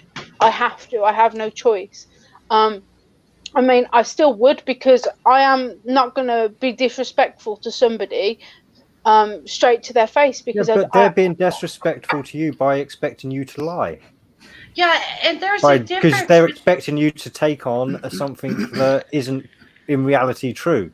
At the very best, they can say they are something that approximates a female form, but they can never call themselves a woman or female or anything like that, because it's just never going to be true. It doesn't matter how much surgery they have done on them. They're pretenders. In short, they're pretenders. They're deceivers. And there is such a difference between disrespect and blatant disrespect. So I'm not a guy. I don't have a cock.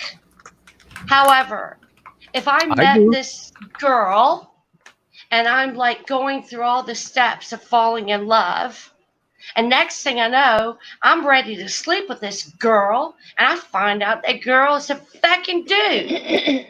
Damn, that's wrong. I agree, that's wrong, and that is misleading you completely. That is completely withholding. Well, how is it misleading if they're women or men? And look at Bruce Jenner. What a faker. Bruce Jenner, who like let this whole thing out, and it's okay to be a fucking carpet munching, damn Hershey Highway riding fag, who sits there and has the audacity to say that he never wanted to be a triathlete. Oh, come on. You don't get and obtain the goals that this man obtained without wanting it. Exactly, yeah. It is deceptuous, it is fucking misleading, and it is blatant disrespect. So in that sense, no, I think they deserve no rights. Throw them out into the world just like I throw my 20-year-old son out into the world. Nobody cares what bathroom he goes to. They're not going to give him any kind of contingencies. They're going to say, Preston, you piss wherever I say you piss. And no, I'm not going to change your license because you don't like the color of your eyes or your hairstyle. That's bullshit. But you say don't give them any rights. What rights do you mean? Like, no, he's like added rights or like let's privileges. Equal It's rights. privileges. He wants equal rights. No equal rights. let's coddle this what rights man-child. do you mean? No, specifically, what rights do you mean though? Any. What? I So the have a right to vote, 20-year. the right to get married, the right to vote, the right to get married is a But problem. there's still, no, it's not. Yes, how does two people getting married affect you in any way, shape, or form? How does it affect you? It affects my sensibilities. Well, then you're being a snowflake. If you let Maybe. somebody else's decision affect you, you're being. I love you dearly, Barbie. You're great. But if you're going to let somebody else's decision to love somebody else that doesn't affect you in the slightest, then you're being a snowflake. I'm offended. Why? Why does it offend you? I'm not offended on a small scale. However, what I'm seeing is this internet push for all of this weird shit. It is out there. Look at Jeffree Star. Jeffree Star. Dickhead, yeah. I love makeup. I like it because it's artistry. And I look but at he's Jeffree an arrogant, racist dickhead. Yes, like blindly he is. racist for no reason, womanizing asshole. However, he puts on makeup better than I could ever dream about. And it's like I prefer James Charles personally. Jeffree Star. Yes, but these are all butt pumping Hershey Highway riding fags. But what does that matter to you? Who somebody puts their dick in? How does that affect you? They put on makeup amazingly. It doesn't matter if you're a man or a woman. Men used to wear makeup before women did. Men were the peacocks. If you look at peacocks, men are fancy as fuck. They have amazing tails, and the female peacocks are brown and boring and garbage. Like, men have always been flamboyant, and we've had this gender change many years ago. I think for the better, personally, because I'm not attracted to men with makeup. But James Charles is a fantastic artist. He doesn't necessarily push his views onto his audience. Jeffree Star is an asshole. I don't like him. But we're in this world now where you can accept people for who they want to be and what they want to be, and I don't think it affects other people. Huh? Yeah, Tolerate. I mean, like I said, I don't this whole acceptance that adds a new addition, and this is what I'm saying. It's tolerate. I tolerate transsexuals. I tolerate gays. I would it's like not acceptance. I don't accept it. I don't like. Yeah, see, I'm not. That's what this Allen guy. I'm not going out. That's a perfect word there, D.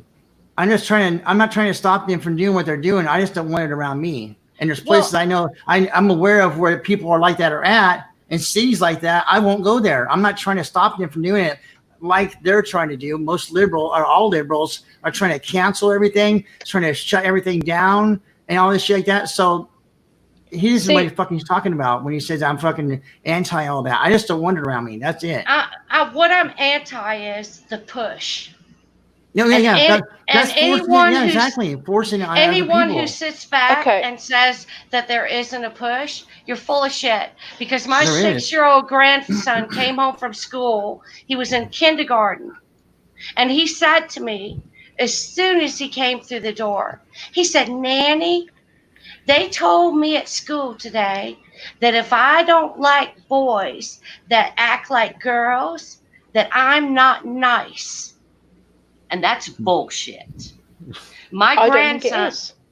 No, Barbara is right too. Wait a minute. Here in America, my grandson has the right to not like anything he pleases. But does he have a right to openly stand there and disrespect somebody? Does he? Yes. When they openly go to a school and tell a 6-year-old baby, who, without all that speak, would get along just fine. So if a faggy child comes into his face and says, "You know what, Peyton? I think you're cute, and I like your butt, and let me grab it, you damn skippy." No 6-year-old child would say that. Yes, they do. No, that's ridiculous. Why are they telling children that you don't live in America? Check what I'm saying. Okay, but I know they're bringing transgenders to schools. I wouldn't be one of those. They bring lesbians into elementary schools Yeah. to talk to small children about being carpet munchers. What the fuck? Yeah, that's So- bullshit. No, bullshit it's there. not. I don't think it is. I don't think it is bullshit This at all. influences Because You know, there's they're not comedies. teaching. Hang on. They're not teaching young girls how to scissor one another, are they? They're not telling them about dildos. They're telling them that it is okay to love who you love. They're not telling them about that. They're making other children feel safe. Okay. Why not have The thing having is, it happen well, what you naturally? just Have said- it happen naturally and Hang- not be forced at a young hang age. on a and minute. You don't even think like that as a 6-year-old. No, hang on a minute. Right. So we played Kiss Chase when we were in school. Yeah, we chased the boys around and we played Kiss Chase. But there's one thing I just wanted to say. During recess, not during classes. Yes, That's during recess. So we still had those urges that boys like girls and girls like boys. But what about those girls that like girls and those boys that like boys, and then they're alienated? But the other thing you just said, that I asked you if he should openly be horrible to these people and upset them. To a small child, to a 6-year-old child, should your grandson be able to say whatever he likes to upset this child? The answer is no. No, he shouldn't. He's 6. He shouldn't be upsetting other people. Hang on. Because I went to school with a Pink Floyd t-shirt on. And from that day, I was ridiculed. I was called Grebo, a goth, horrible things for liking alternative music. Obviously, the music back then for you, Pink Floyd, wouldn't have been alternative. It would have been the norm. But for me, in the 90s, You were a Pink badass Betty. Pink Floyd was not the norm. Everybody was wearing their Spice Girls t-shirts and stuff like that. And I was picked on because of how I looked. It is the same thing. We have a right to free speech, but our right to free speech, I think, stops and ends when we say things to another human that purposefully hurts them. That's not free speech. Then that's using your words to cause somebody else harm. That is similar to punching somebody, especially when you're a 6-year-old child. Okay, so you got me. You just went ultimate snowflake mode. And so I will accept that you are correct in that respect. I'm talking for 6-year-old children, by the way, not the general public. However, what Paul said, that's how I was brought up. Sticks and stones. Like, you can't handle names. They don't do that during recess time. If you can't handle names, like, fucking they are hell. now teaching children how to accept being gay or transgender. Children go to school to learn about constructive information, so when they grow older, they use those information as tools to build up a better future. Correct? I agree, but look at what the better precious fucking motherfuckers future that would I create. get from transgenderism? What better future can I get for myself? Teaches you to from a accept people. transgender Like, I coming to don't. me? I don't want to is- accept people. I want to accept people by their character. I don't want to accept them for who they are. I want to accept them for their character. Why don't you want to accept people for who they are? What is so wrong in living I'm with just a world? saying. I'm just giving you an hang example. on, let me finish. Personally, I do accept people for who they are, but I don't accept them for what they pretend to be. Everybody on the panel, what is so wrong? Because maybe I'm missing something. What is so wrong with accepting people for who they are? How does it affect me? A 6-year-old child cannot make that decision. It's just a learning baby. Okay? It's a baby. You should learn about constructive information to arm themselves as they grow in youth, so they can. A 6-year-old child is learning not to put Play-Doh in their mouth. Come on, let's be real. Yeah, not for the brain of a child. Okay. Well then let me put it in a different way, right? There's 30 kids in the school, and one of those kids has 2 dads or 2 moms. That's weird. What happens then if the child asks a question? Well, that's weird to a straight raised child that hasn't been taught that by their parents. That's weird. No, see, I disagree. I actually disagree. I think they wouldn't even know. They wouldn't even notice the difference. It wouldn't even phase them. Because they haven't. Because without the programming of transgender and all this thing, you wouldn't even think of it as weird. It's only because you add the element of weirdness and difference to it that it would stand out. But I have a gay cousin, and he's married to a guy in the Navy. And I remember my son at 3 years old saying, why is Uncle Chris with a man, and why is Uncle Chris and Uncle Sam married? How are they married? My son at 3 years old asked me that because he saw that was weird and different, and I explained, you know, well, they love each other, you know, blah blah blah. So kids notice a hell of a lot more than you think they notice. This is what my point Yeah, was. but at the same time, normal. they know don't it's not notice normal. a whole lot that we think My they point notice was, as well. if you don't program children, if you allow them to just be children. My grandson has hair as long as mine. He's already cast off from the other children. However, when this little man goes to school and he's told, well, if you don't like men that become women, you're a bad guy. Yeah, That's bullshit. If he isn't it just as bad? I mean, if he decides, you know what, I think it's all fucking fluff and I don't want to deal with it. But what they're doing is they're pushing the sickness. And they're not going to address the sickness.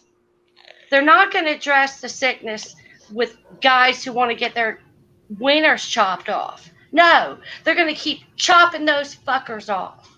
And they're going to let the sickness go under the bus. And it is offensive. I'm not saying that I would, you know what? I'm a dog person. I love dogs. I'm not crazy about cats. However, I wouldn't go out of my way to kick one. You see? So what if it wasn't a sickness? What if it could be scientifically proven that it is not a sickness? That somebody wants to mutilate their penis or their vagina? You know, the women that are trying to get penises, that's not as, how is that even normal? How's that even? I didn't say it was normal. You're saying what if it was? You're saying what if it was? I said, what if it's not a sickness? If it's not a sickness, fine. However, don't go into an elementary school and tell a 6-year-old boy that if you think this is weird, that you're a mean guy. Bullshit.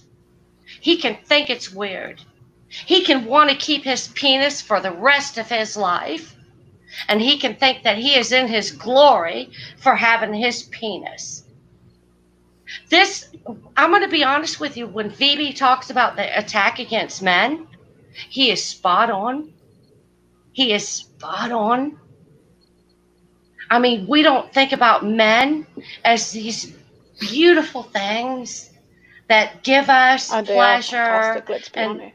Oh, they are fantastic. There's nothing like looking at a man's body and hearing a man speak and having that touch from a man. Why aren't we going to schools teaching that? I don't know. You're almost calling me gay here, Barbie, at the moment. Whoa. I mean, it's like. But you see what I'm saying? So, I agree that children at a young age shouldn't be taught about transgender. I agree with that. But the whole gay thing, I do think that they should be taught, you know, it's okay to love whoever you love. Not at that age. That's why in school, if you go to any school around the world, they have 3 levels of schooling. It's called elementary, middle school, or high school, and then you go to college, or, you know what I mean? Why don't they teach kids in the 1st grade what they teach kids in the 6th grade? Why do you think is that? Are you asking anybody or Cakes? I'm asking Cake. Say that again. The 6-year-old child is going to the 1st grade now. He's 6 turning to 7, or she, a child. Why don't they teach these children at that age what they teach on the 6th grade children?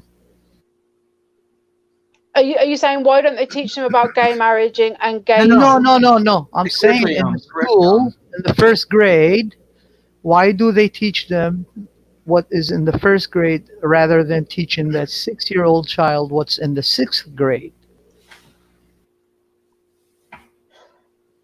So you're saying that the gay stuff should be taught in the 6th grade? No, I'm just curriculum. asking you. Like You're that's why- confusing me because we don't You do go that. Wait there, wait No, there, you're not Anu. at school. Anu, And let me explain real quick. Let me explain real quick.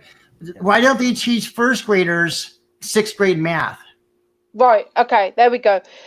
We have completely different years, so you've just messed with my mind there. There was 6th grade, 1st grade, and I'm thinking year 1, year 6. What's going on here?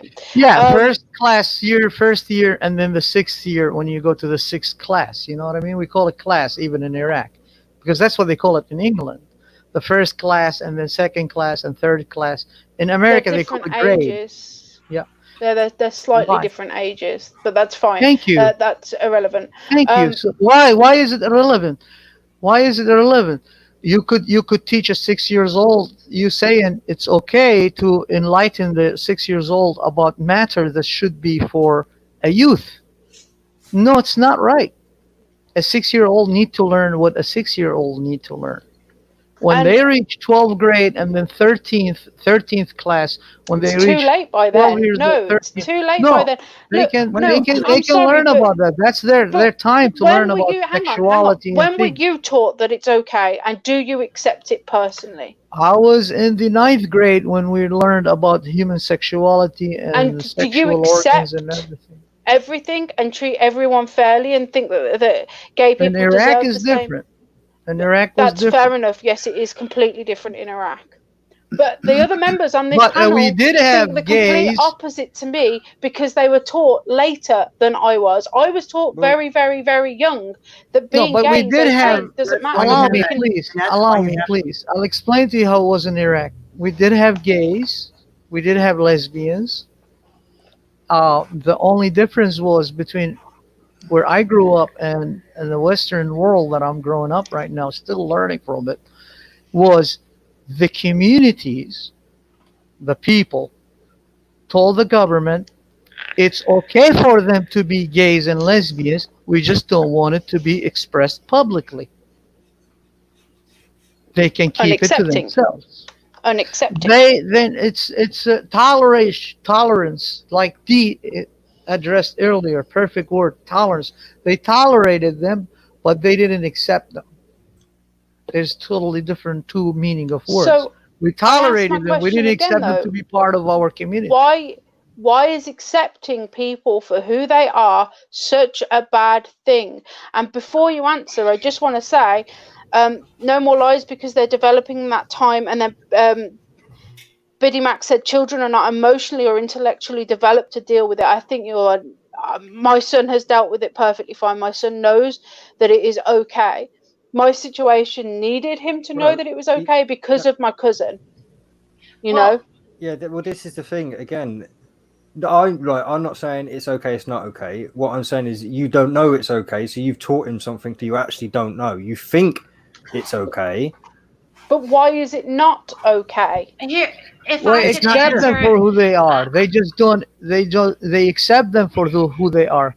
But the character they present themselves, they did not accept that because they were in our constitution. Iraqi cannot kill Iraqi.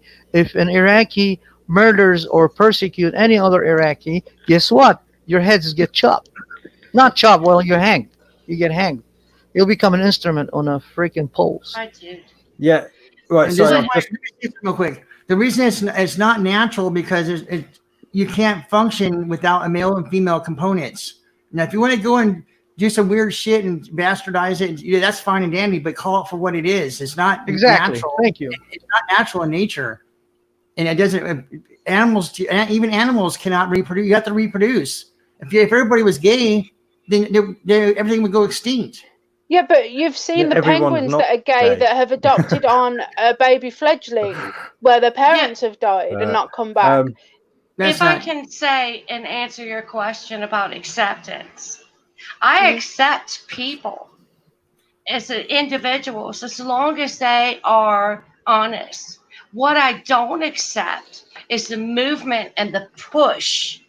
And if anyone wants to argue that there's not a push for this agenda, like there was a push for the hippie movement, which was created. It was fucking created so people would act like wing nuts And the war could continue on, and they could show two sides of the coin. It's duality. It's always duality. It's always left and right. So I'm not saying that I don't accept individuals that are gay. What I'm saying is I don't accept the push. Don't push it in my face. Don't push it to my darling grandson who was born with a penis. If he chooses to accept it, fine. I accept it. Like I said, I love dogs. I'm not crazy about cats. However, I won't go out of my way to kick a cat. You see? But we have an agenda being pushed. And what's happening is it is pushing out the man. It is putting the woman in the position of saying, I don't need a man. Oh, no, I don't need anything. Because I am fucking this great, big, powerful woman. And if I wasn't born a woman, why, I can just cut off my pee-pee and become one. And that, to me, is a problem. And this is what I resent and I won't accept. I accept people. I love people. I feel like I'm a pretty nice, decent individual. I walk through this life without a whole lot of problems. However, when I see an agenda, then I'm going to say it. As hard as it is for me to come out and say, this is a problem. And yes, it makes me look like an asshole. If I saw a transsexual person walking down the street, I wouldn't open my car door at 60 miles an hour and knock their ass off the street. You know, but don't push it on me and don't make people think that if you are born a different gender, that you can just change that. Like turning off the light. No big deal. If you are born a guy, don't worry. Here's what we can do. That's ridiculous. And it is a problem. So I don't see it as a problem because it doesn't affect me in any way, shape, It will or form. affect you someday. How? How will it possibly affect me? All that I can say is what my mom used to say to me when I was a child. My mom used to say, you hide and watch. Oh, okay, I'm going to step down. Okay, I'm going to step. Thanks for having me because Validation Boy wants to come up. So I'm stepping down. Thanks for having me. Love you all. Love you, Barbara. Yeah, thanks for coming up, man. Bye, Cheers, dude. Bear hugs to all of you. So later. I'll be in the chat. I should just say I did put in private chat that I'll be closing down in 15 minutes, for, 5 or 6 minutes ago. So give him a few minutes so he can come up and speak. So I'll extend it a little while if EB's coming on, but not too much longer because I am starting to get a bit sore now. So thanks for having me again. Thanks bye, dude. And before he does pop up, then. I just want to address this whole thing that Alan's kind of put up. It will not really address that, but it made me think more about because we've had this kind of discussion before, and I'm for completely taking any sexual education out of the school. And this is the thing with the Swedish or the more Nordic kind of countries and stuff. The parents teach their kids the sex. They don't need it in the school. It's just a natural form of communication in a family. And that's what I think it should be like in this country. I think sex education should be totally taken out of schools and put back in parents' hands. Exactly. I agree. Self-responsibility. Wholeheartedly, I do agree, but it won't happen. It doesn't happen. People don't teach their kids. And I think we have to separate sexual education with relationships and love and caring and attraction and things like that, not just sex, because you don't teach a 6-year-old sex or a 10-year-old sex. I didn't learn about sex in school till I was 12 or 13. Now I still think that's quite young to be learning about sex. But that's what they're doing. The actual act of sex. Yeah, Cakes, but they are doing that. And it's funny that this clown comes on from Sweden, but I'm going to call this bastard out right now. because I spent a lot of time in Norway, and I watched a lot of Norwegian television. And let me tell you something, brother. They put stuff on TV commercials there that you could never imagine. In America, we would never do that. Oh, but let's put every advertisement is a black guy with a beautiful white woman and a wee little mixed kid. They have commercials on TV about dildos and sex shops. So, Alan, go fuck yourself. We get adverts like that in the UK, but or we certainly did. But it was after the watershed and stuff, right? Yeah. It is so thick you couldn't imagine it, Dee. And this is why I say there is a push. Oh yeah, there is a definite push. Yes, yeah. And I am offended by that push. If my grandson grows up to be whatever that beautiful little man decides to grow up to be, he's a beautiful little wee man, fine. As long as he does it of his own volition. But when you push on him these fucked up ideas, and he had the sense enough to come through the door and say, am I mean? Am I a bad guy? He's 6. God bless him. What? Come on. Yeah, I know I'm like being a dick here. No, you're not. I don't think you are. You're telling how you feel. And you're not wanting to, like you said, you're not going out of your way to hurt anybody. You're just saying how you feel. But you did. I don't agree with it either. But you did I'm not going to go out. Like, hang on. I did say that he had the right to express himself.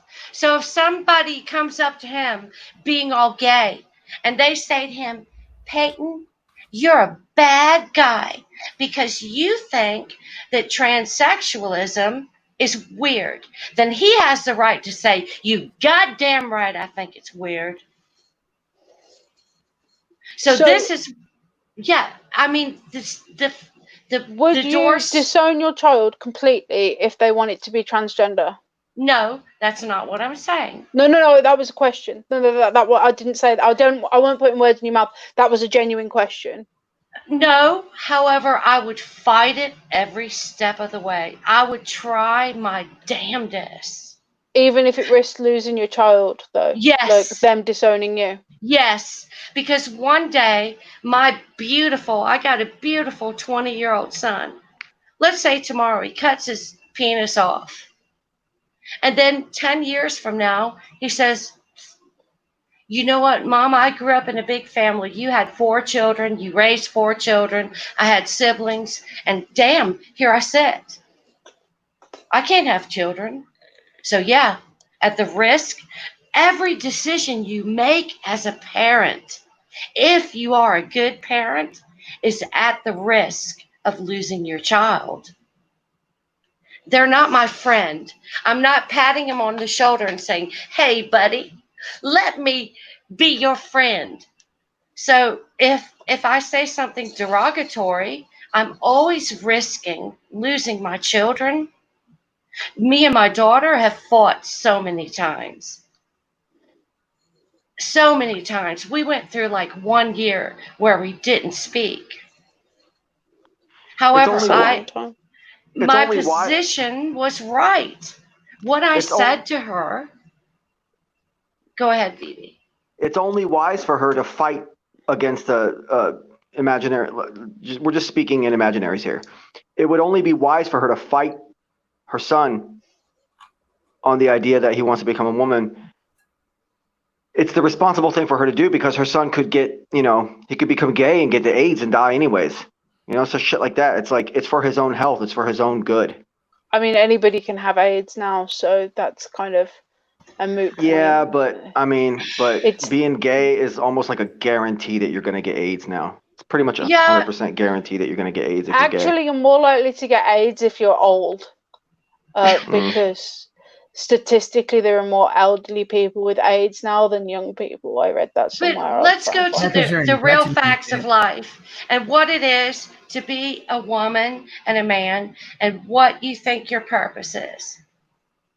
And no one really knows the genuine purpose. However, reproduction, and I'm adopted. Let me just say that straight out. I was adopted. My mom abandoned me. My father abandoned me. I didn't find out till like 6 years ago who they actually were. But what I can tell you is that I have had children. I love my children. I would kill you over my children. And so what we offer to these young people is, oh, don't worry. You can just go out and grab a baby from somewhere else in the world. Africa's got plenty. Take a little Negro baby home. That's cool. You don't need your own baby. Kakes, you had a son. Would you trade 1 second of that pain and agony for anything in the world? No. Absolutely. So what we want to sell to our children is, well, let's not put a man and a woman together. He puts his penis in your vagina. He ejaculates in your vagina. And at the end of the day, you have something that came from you. When they send these demonic gay, lesbian women into these little schools with these little elementary kids, that's a sales pitch. It's not this shit like Allen was talking about, where it's like, oh, we're just making people aware of things. No, it's a hard sales pitch. Yes. Okay, so that's what that is. We need to come to terms with that. I don't think it is. It is, Kakes. I don't think it is. Have you not seen some of the videos, Kakes, of the men doing these classes? Kakes, no, I haven't. It's well worth checking them out because it really is. It's like child abuse. It's like when we used to have people come in to try and sell us stuff as kids, if you know what I mean, or not really sell us stuff, but sell us stuff to the parents, if you know what I mean, and that it's the same tactics they're using and everything. It's okay, insanity. So it's not just. So it's the. So look, I half agree with you and half don't agree with you. Hang on. But what you said earlier. Hang on. I don't agree. Gayness needs to stay in the closet. It needs to stay in the closet. We don't need to be like teaching our kids that men can put their fucking penises up in each other's dirty fucking shit shoots and shit. You know what I'm saying? But you don't fucking disgusting. Yes, they do. They do. They demonstrate a dildo going into a boy's butthole. Kakes. At what age? They give away condoms here. Well, then America is fucked up. That is America's problem. Then you guys are fucked. But that is not what happens in English. And that's why. And what I was about to say was, I don't agree with exterior teachers and exterior people coming into schools to teach kids about something. I believe the teacher, because the teacher knows those kids, knows what those kids can handle. Nobody should talk about it. Don't you think you're putting a bit too much stress on the teacher to then become an expert on sexual behaviours of straights, gays, lesbians, transsexuals, cis, asexuals? I mean, if you're a teacher, then you should be prepared to answer any question put to you, whether that be child abuse or anything. Absolute shit. No, it shouldn't. You wouldn't expect a geography teacher to answer a biology question. Kakes. But that hang on. There's yes. Okay. So in senior school, high school, you have many different teachers, and in that school you would have a sexual education teacher. Yes, but we're talking about we're talking about primary school teachers right now, and they are expected to know everything for that child's age. So what questions that child should ask? So, should children be being taught? Children sexually active in primary school exactly. age? Hang so on, that's what I was about to say. So should children be being taught about sex? No, not heterosex. At all.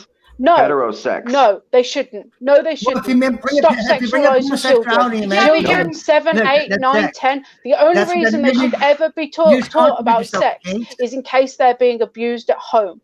That is the only time. So the no-no areas. That Yeah, is but the you're only time missing the children should be point. taught. Hey, you just contradict yourself though. Listen, because you're saying that they don't, not to teach about sex, but saying bringing up homosexuality and lesbianism, that is sex. That is sexual. That's No, sex with the because same you're sex. sexualizing love. Like That's you're not what they're sexualizing doing, a though. relationship. But that's what they're But doing that's though. They're not talking wrong. about love. They're talking about sex. Yes. Now, see, this is where we've They got don't our bring up wires love. crossed They a don't bring little up bit love. because They're bringing Well, hang up let on, me sex. correct hang that. on, hang on. This is where we're getting our wires crossed a little bit because I have Freddie's curriculum.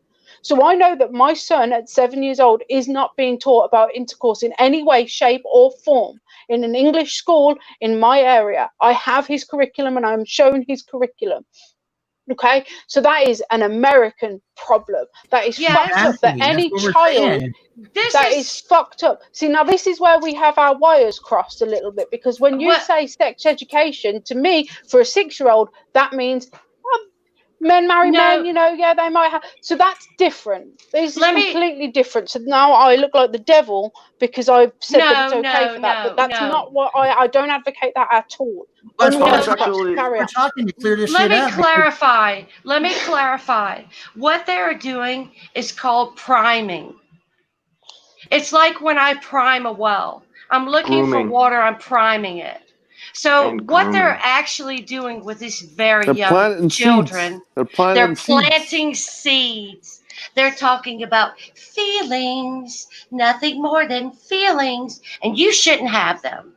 And you don't have the right to have them. Then when they go to middle school, they're actually giving boys these like rubbers that go on the face so that they can take a dick in the mouth without it. I'm sorry, my mind is blown. Homosexuality Are belongs they giving them in the out to women closet. as well? Yeah, so we had those at school. We had the Oh, I you was actually shown had those that? at school. Fuck. They are I was shown them in year 11, which is so I'd have been 16 at the time, and they are just another form of contraceptive. No, that's a form of not getting a disease. And Yeah, what you said, they're part of the contraceptives that were shown, so like condoms, femidons, and what that, you and they're also shown with oral sex as well. But and what you said earlier, you said when your cousins got married and your son at 3 years old asked you, why did this happen? Mhm. The school didn't tell him why. No, because he was 3. A person who loved wasn't in school. him and he trusted told him why in a humane way. This is much different than a school throwing upon children feelings and Yes. seeds. Now, like I said, parents should have responsibility, but then you'll get the people like VB. No offense to VB. VB has his own opinions. I don't agree with them on this matter, but VB would straight out tell that child, no, it's wrong, it's disgusting, don't you ever be like that, or I'll backhand you across the face. You know? Well, I wouldn't say I'd backhand my child. Like, however, I would tell my son, you know what? That's not what I would tell my grandson. I would say, you know what, Peyton? That's not what Nanny does. That's not what Papa did, or Mama, or your daddy. So I think maybe we should Positive reinforcement. Yes. And what these people coming into these schools are doing is positively reinforcing the idea that, oh, it's okay to put your dick in another boy's butthole. Yeah. You know, they're positively reinforcing it. And honestly, and also Cakes, no offense to you, but like earlier you were saying, oh, what does it matter? How does it affect your life? It totally affects your life having fucking faggots run around, fucking ruining everything.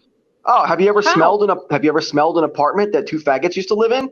I don't leave my house very much, so well, no. I'm just saying, no. Faggots cause physical problems in the world around them. They are disgusting, diseased demons. Have you never smelled it? You know what happens when a man fucks another man in the butthole for years and years and years? There's shit everywhere, bro. Fucking shit smell. Okay. So that's a very isolated problem. How else is this gonna? I have a fucking nephew.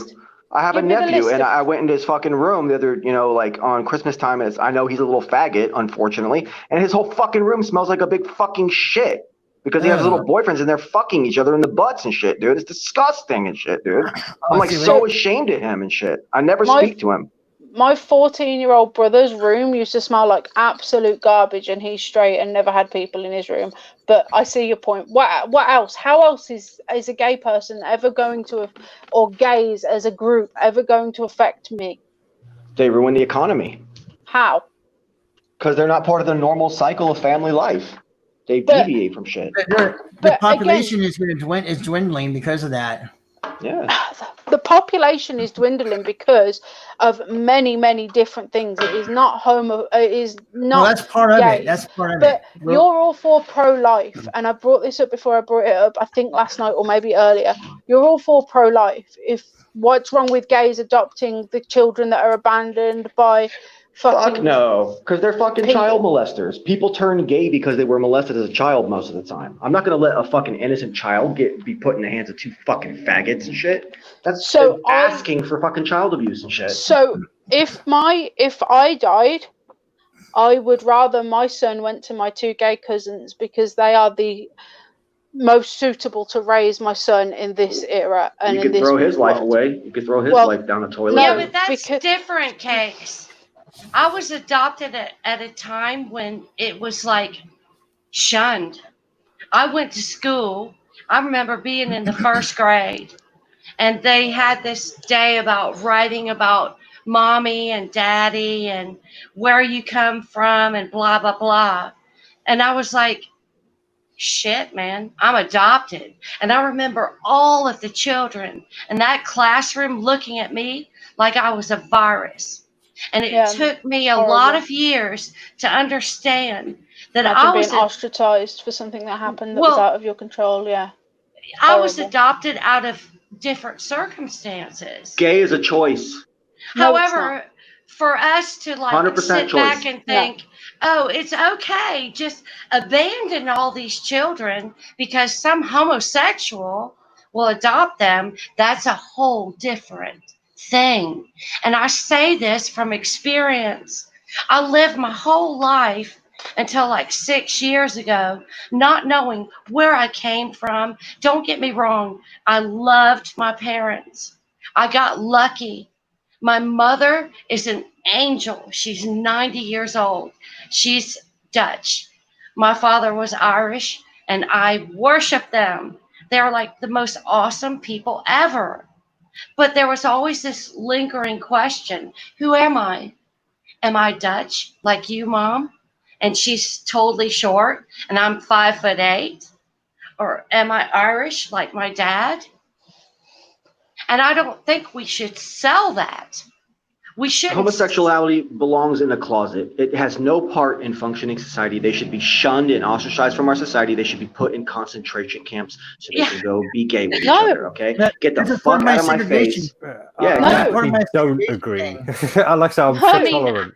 I'm not going that far. But how do you not agree with that, though? They're nothing but a problem. They're just a big cancer on our society. See, I don't see how they are a problem. Then you're a problem for not having children either, VB. You're part of the problem because you don't have any kids. It's the same thing. You may as well be gay, VB, because you haven't had kids. No, what have you contributed? No, VB, you haven't contributed a child. You haven't spread your seed. The same as a gay person. That doesn't mean that I want to fuck a man in the save some butthole. people, but instead you haven't. You've sat there and you deliver your pizzas. You haven't contributed at all in terms of keeping this society and prospering it and bringing on a new youth. It's the same as the gay people. Then you're just as detrimental. They work hard. I know many gay people who work very, very hard. Like I say, my cousin, his husband is in the Navy protecting us, being in the Navy. Not that I agree with war necessarily, but what happens to that money after they die? Their kids don't inherit that money. That money goes somewhere else, into some bad place that the rest of society can't use. Why? It goes into some useless place. Yeah, because we're in the U.S., Phoebe. It's different there. Hang on. So because Barbie's adopted, are you saying that Barbie's mom's money won't go to Barbie? Is that what you just said? No, I don't know her personal situation. Okay, because you just said that if my cousins have a kid, then the money won't go to the kid. It will go to some useless place. They shouldn't have access to children when they're sexual deviants in the first place. That's the thing. Sexual deviants. They're perverts, and they're literally satanic perverts. So they shouldn't have access to a child. I want to clarify with Cakes They're that not. that's not the avenue I'm taking. They're really not. not. I'm not, God, I and wish I my love cousin was BB. here. Obviously, Fucking he hell. knows I love him. However, what I'm saying is the push. The push is Yeah, it belongs in the offensive. closet. It just belongs in the closet. It Put them in a belongs. concentration camp. No one should be talking about gay shit with kids at all. Yes. There should be nothing about gay shit in public education, period. That should be like, if you're gonna go be a sexual fucking deviant pervert, go to some gay Not a nightclub and pervert. find out from your fucking gay pervert friends and shit how to have butt sex with I each other don't and see shit. how It they're shouldn't be part of perverts. public school. I Because don't see how they're perverts because putting your penis in feces is not healthy for the human body. That's why. Yeah, it's Okay. it's weird. But I remember But that when doesn't like affect you. That does not affect you. it does Unless you're gonna go and affect you. hang on. It No, affects unless us. he's gonna go and suck a gay guy's dick and get all that feces in your mouth. How the fuck does that affect you? Get your head out your ass. Doesn't Because affect look you at in all the any way, shape, healthcare or problems. form. Look at all The the healthcare healthcare that problems. you don't, that the individual I has pay to pay with. taxes to. I could I understand. pay taxes. No, hang on. I could understand if you lived in England and you were like we had the NHS. I could understand your stance there, but you live in America where people have to fucking pay for their healthcare. I was talking the other day about my friend's baby. My friend's friend who had a baby who lived to 6 days old, died, and racked up £1 million in healthcare. Your country is a disgrace. Like, how the fuck can? No, ridiculous. Like, people still have to pay for their healthcare. Healthcare No one costs here go will up. deny our That makes healthcare. healthcare costs go up because of gays, and then that makes other prices of all other kinds of things in the world Healthcare go goes up up too. as well because of smokers, VB. Yeah. They should be Lung all cancer, shot. They should all and be that's a shot too. choice. They should That's be. a choice. They should be all Gays don't quarantined choose too. to be gay. Gays don't choose to be gay. It is born into them. I Bullshit. They've been abused as a I'm child. not sure I That's a known believe fact. that. No, That's a known they were because fact. my born cousin that wasn't way. abused as a child. My cousin wasn't abused as a child. I mean, you can't prove that. I can prove that because I spent Yeah. most of my time at his house when I was a kid. He is 6 days older than me, and I Then how spent did- most of my days. His mum looked after me at the day because my mum was the manageress of a shop. So his mum looked after me during the day, and I know he was not abused. I mean, was you don't not. really know that. I'm I not too sure know that it's a because I know my aunt sickness. and I know my uncle. But that's a horrible thing to say that my aunt and uncle would abuse their kid. How come they didn't abuse? How come they didn't abuse their straight daughter? How come they didn't abuse their straight daughters? That's a fair point, Vlad. It could have been somebody else, but he wasn't abused. I mean, I don't. Somebody else. I don't A think teacher it's, encouraging Family it. friend or friend I of don't the think that's family. necessarily true. What I do think is like people. What is the word I want to say? Boundaries. Did you guys watch the movie about Freddie Mercury? One of the best musicians that ever lived. And I'm My telling son's you, namesake. holy shit. When you see Freddie Mercury on the stage, if you don't light up, something's wrong with you. He's electric. He's incredible. He was like this musical That don't have nothing to do with genius. him taking dicks in the butthole. No, though. but I mean, here's the thing. Did Freddie Mercury get abused? Or did Freddie Mercury have a hard time understanding boundaries? So maybe tomorrow I think, you know what? I've heard so much about like 2 women and 1 man. I'm not gay. I was never abused, but I have a trouble accepting boundaries. So maybe I decide, yeah, I'm going to be a lily licker for a night. This is what I'm saying about the push and about boundaries and about people being pushed into crossing boundaries. Now, it should not be socially acceptable. It should be in the closet. Yeah, it should be shunned. It should be. You should be humiliated of yourself if you're a fucking boundary homosexual. pushing should be addressed. It should, and I say this with all due respect to people like Freddie Mercury, the best musician ever. Fuck yeah. Not true. What? I think he was. The He's man fantastic. was fucking beautiful. He was beautiful. However, if you watch the movie and if you followed Freddie's life, then you can understand very clearly that he had a problem with boundaries. He pushed every boundary there was. Can I drink this much? Can I snort this much coke? And I'm going to be honest with you. I've been fucking drunk as shit many times, as you all know. And it was about pushing boundaries. Can I do this? Is this what I'm going to do? There's a difference between that and telling people that it's socially acceptable to cut off your penis. Again, all due respect, because I feel like a real asshole right now. Kind of, sort of. Nah, don't be afraid. Gay people are gross. They're icky and gross and yucky, and they're just ugh. If they weren't so yucky and disgusting and shit, then maybe it'd be easier for me to say, oh, okay, let them, let the bedroom stay in the bedroom, let them be. But no, they all got to come out there and let you fucking know, oh, I fucking suck men's dicks and What shit. about women on women? What about Same lesbians? thing. It's still gross. And Cakes, here is how I think his point is valuable.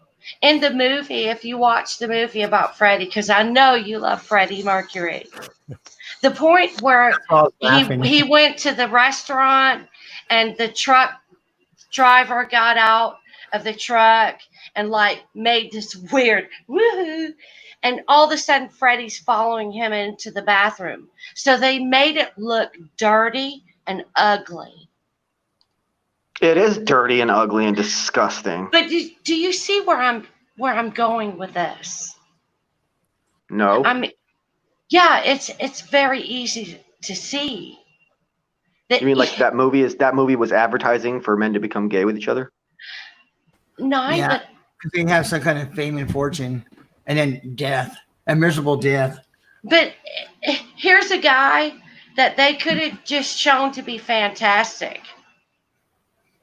Yet they did exactly what Phoebe said.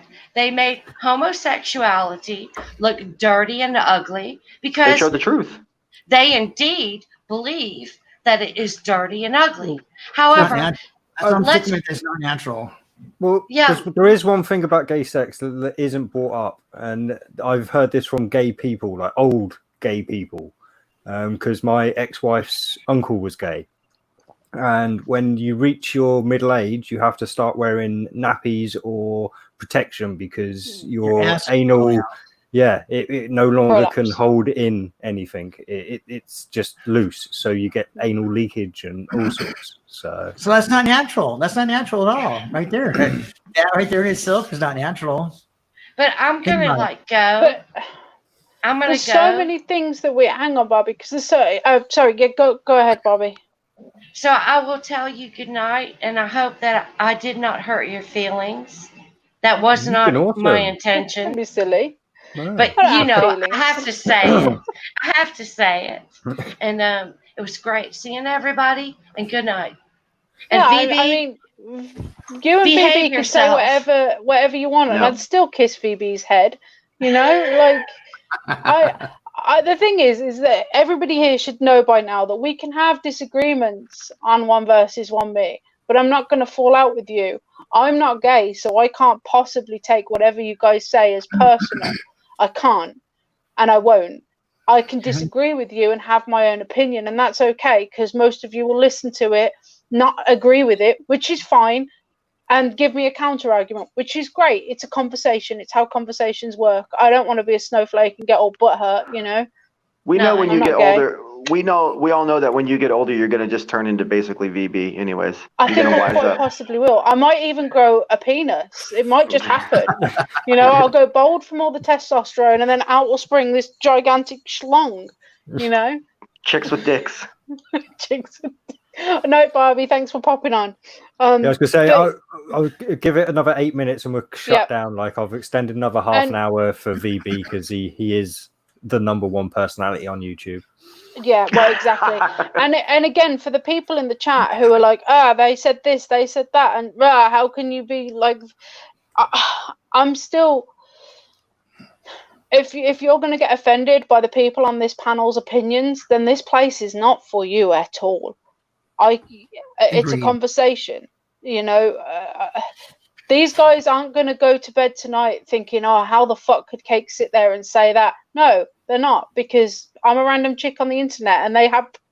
VB will have laundry to fold, D will have a back to fix, Vlad will have some pipe to lay, and Jed will have some pipe to lay. So it's, you know, I have a corner to go cry in.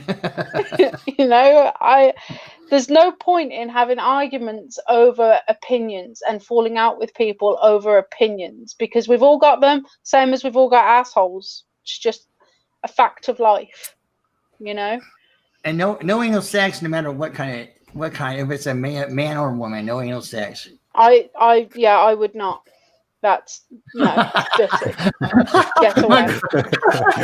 My girlfriend is So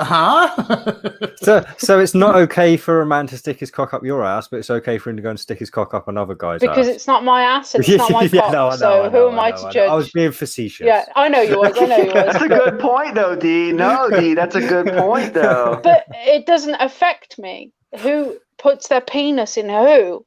Unless it's somebody putting their penis in me or in my child or in my boyfriend, it doesn't affect me. You know, those are the only instances where it will affect me. And the more gays running around, the more likely those chances are of those things happening. So you should be totally anti-gay just for the protection of your own child. What kind of a mother are you? You should be hateful of gays. A good mother, because I protect my son and keep him out of harm's way. Self-responsibility, parental responsibility. Not by encouraging gay men to fucking be gay and be part of our society. That's not going to help your son any. You know what I'm saying? You should be discouraging of that. You should keep your son far away from your gay cousin or whoever that is, as far away from it as possible. This is a really difficult thing, because I know so many gay people and they're not predators, they're not pedophiles, they're not perverts. Yes, they are. Yes, they all are. The majority of pedophiles are gay, yes, but the majority of gay people are not pedophiles. I beg to differ. Well, okay, well then all of the gay people that I know are not. Not openly to your face, because it's a crime, but they all want to fuck little boys. All of them do. It's definitely a fetish within the gay community. We've had this discussion before, and we have. I think we were backstage when we had this, though, didn't we? Oh, were we? Yeah, I was there. I was there. It's a thing. Like I said, it went along with the whole handkerchief thing with the gays. Like there was literally like a handkerchief in the back pocket for somebody who was looking to sleep with an underage boy. But and it was perfectly acceptable within the gay community. Look at the Bloods and the Crips. Like I say, even if they're not pedophiles themselves, they're usually more accepting of pedophiles because they feel it's okay to sleep with young boys. They're already perverted fucking deviants at the very end of the spectrum of deviation in the first place. So what's one more step of the fucking children and shit, you know? This is a good question in chat from Alan. If anal sex is not okay, then why do men have G-spots in their butts? They don't. They have something that's called a male G-spot because it was popularized by the movies. Unfortunately, it's the prostate gland. It's not a G-spot. It's the abuse of the fucking. Does it not cause pleasure?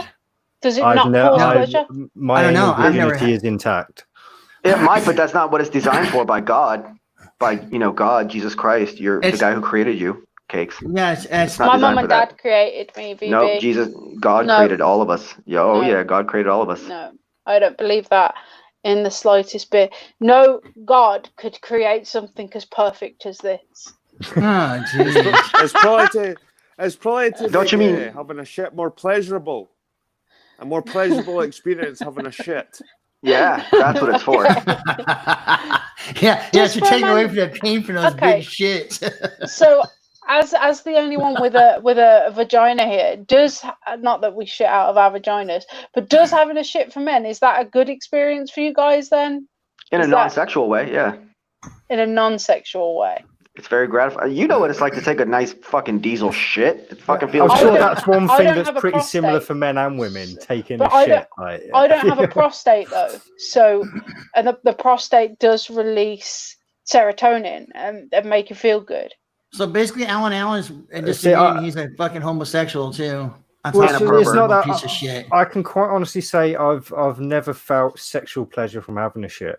And nothing's ever rubbed against an area inside my arsehole that's gone, ooh, I like that. Oh, well, let me shit some more.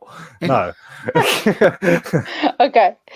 D, you're the master of taking things out of context, according to Alan Allen.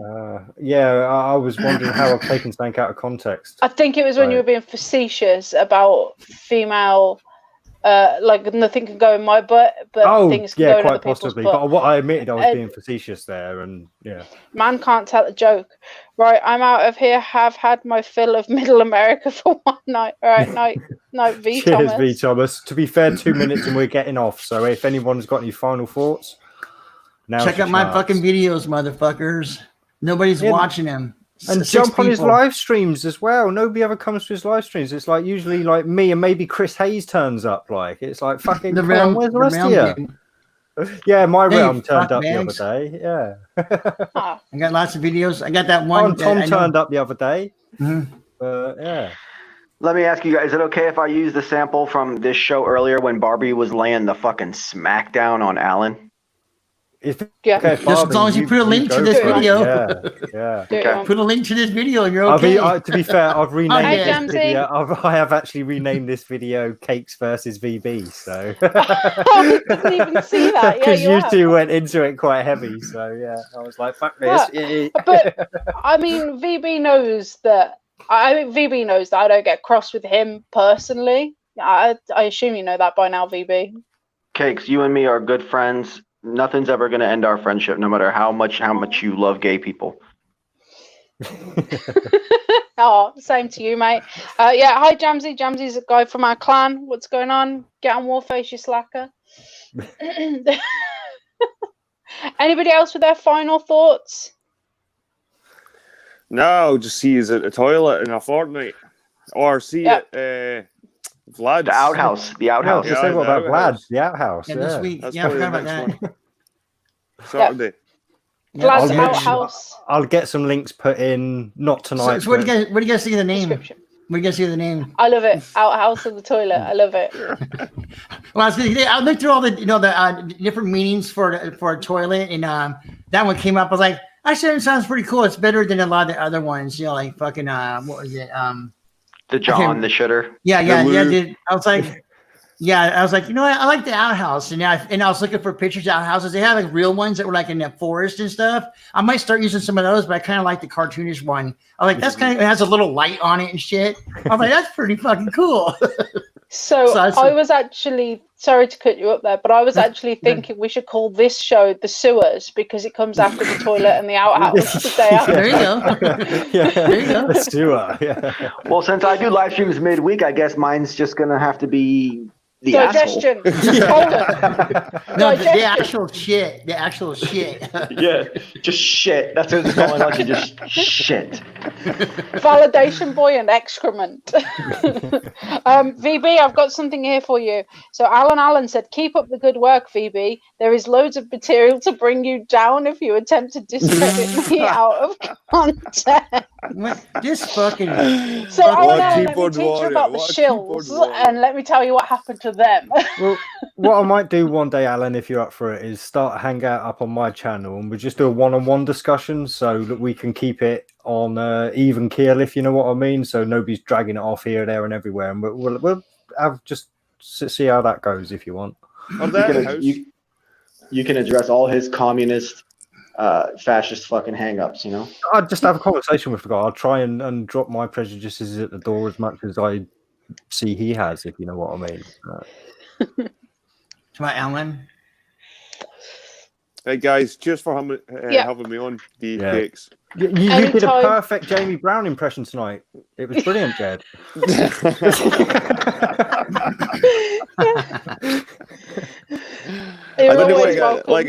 I kind of get really involved in my panels, and I try and take a step back when I'm on other people's shows. I'm totally aware that I get carried away and like over talk people and stuff like that. So I try and take a sort of wind my neck in when I'm on other people's panels and just listen. And if I get asked a question, I'll answer it, sort of thing. It was good. What you had to say was to the point and had a point. So concise. That was good. Concise. Yeah. I was just enjoying it. It was a good one See a tonight. little I have smiley thoroughly face. enjoyed it. Yeah. Is it just me, or is everyone just looks better and better every week? Everyone's looking better all the time. Yeah, it's amazing what a bit of good weather over in the UK can do for me anyway. Like, I mean, just feeling in a better mood will make me feel better. So can't speak for anyone else, but yeah. Should I take this off? I like the pinhole. I like What the is that? pinhole. I don't. It's very annoying. I'm not It's gonna weird. lie. It's weird. It looks It's like weird. there's muck on my screen that I need to wipe off. That's better. Yeah. It's like I Oh, just no. want to like get the muck off my screen, you know? I thought you were just doing this. I thought you were just doing this the whole time. I know, huh? Yeah. That's what that would look like. Oh, there you go.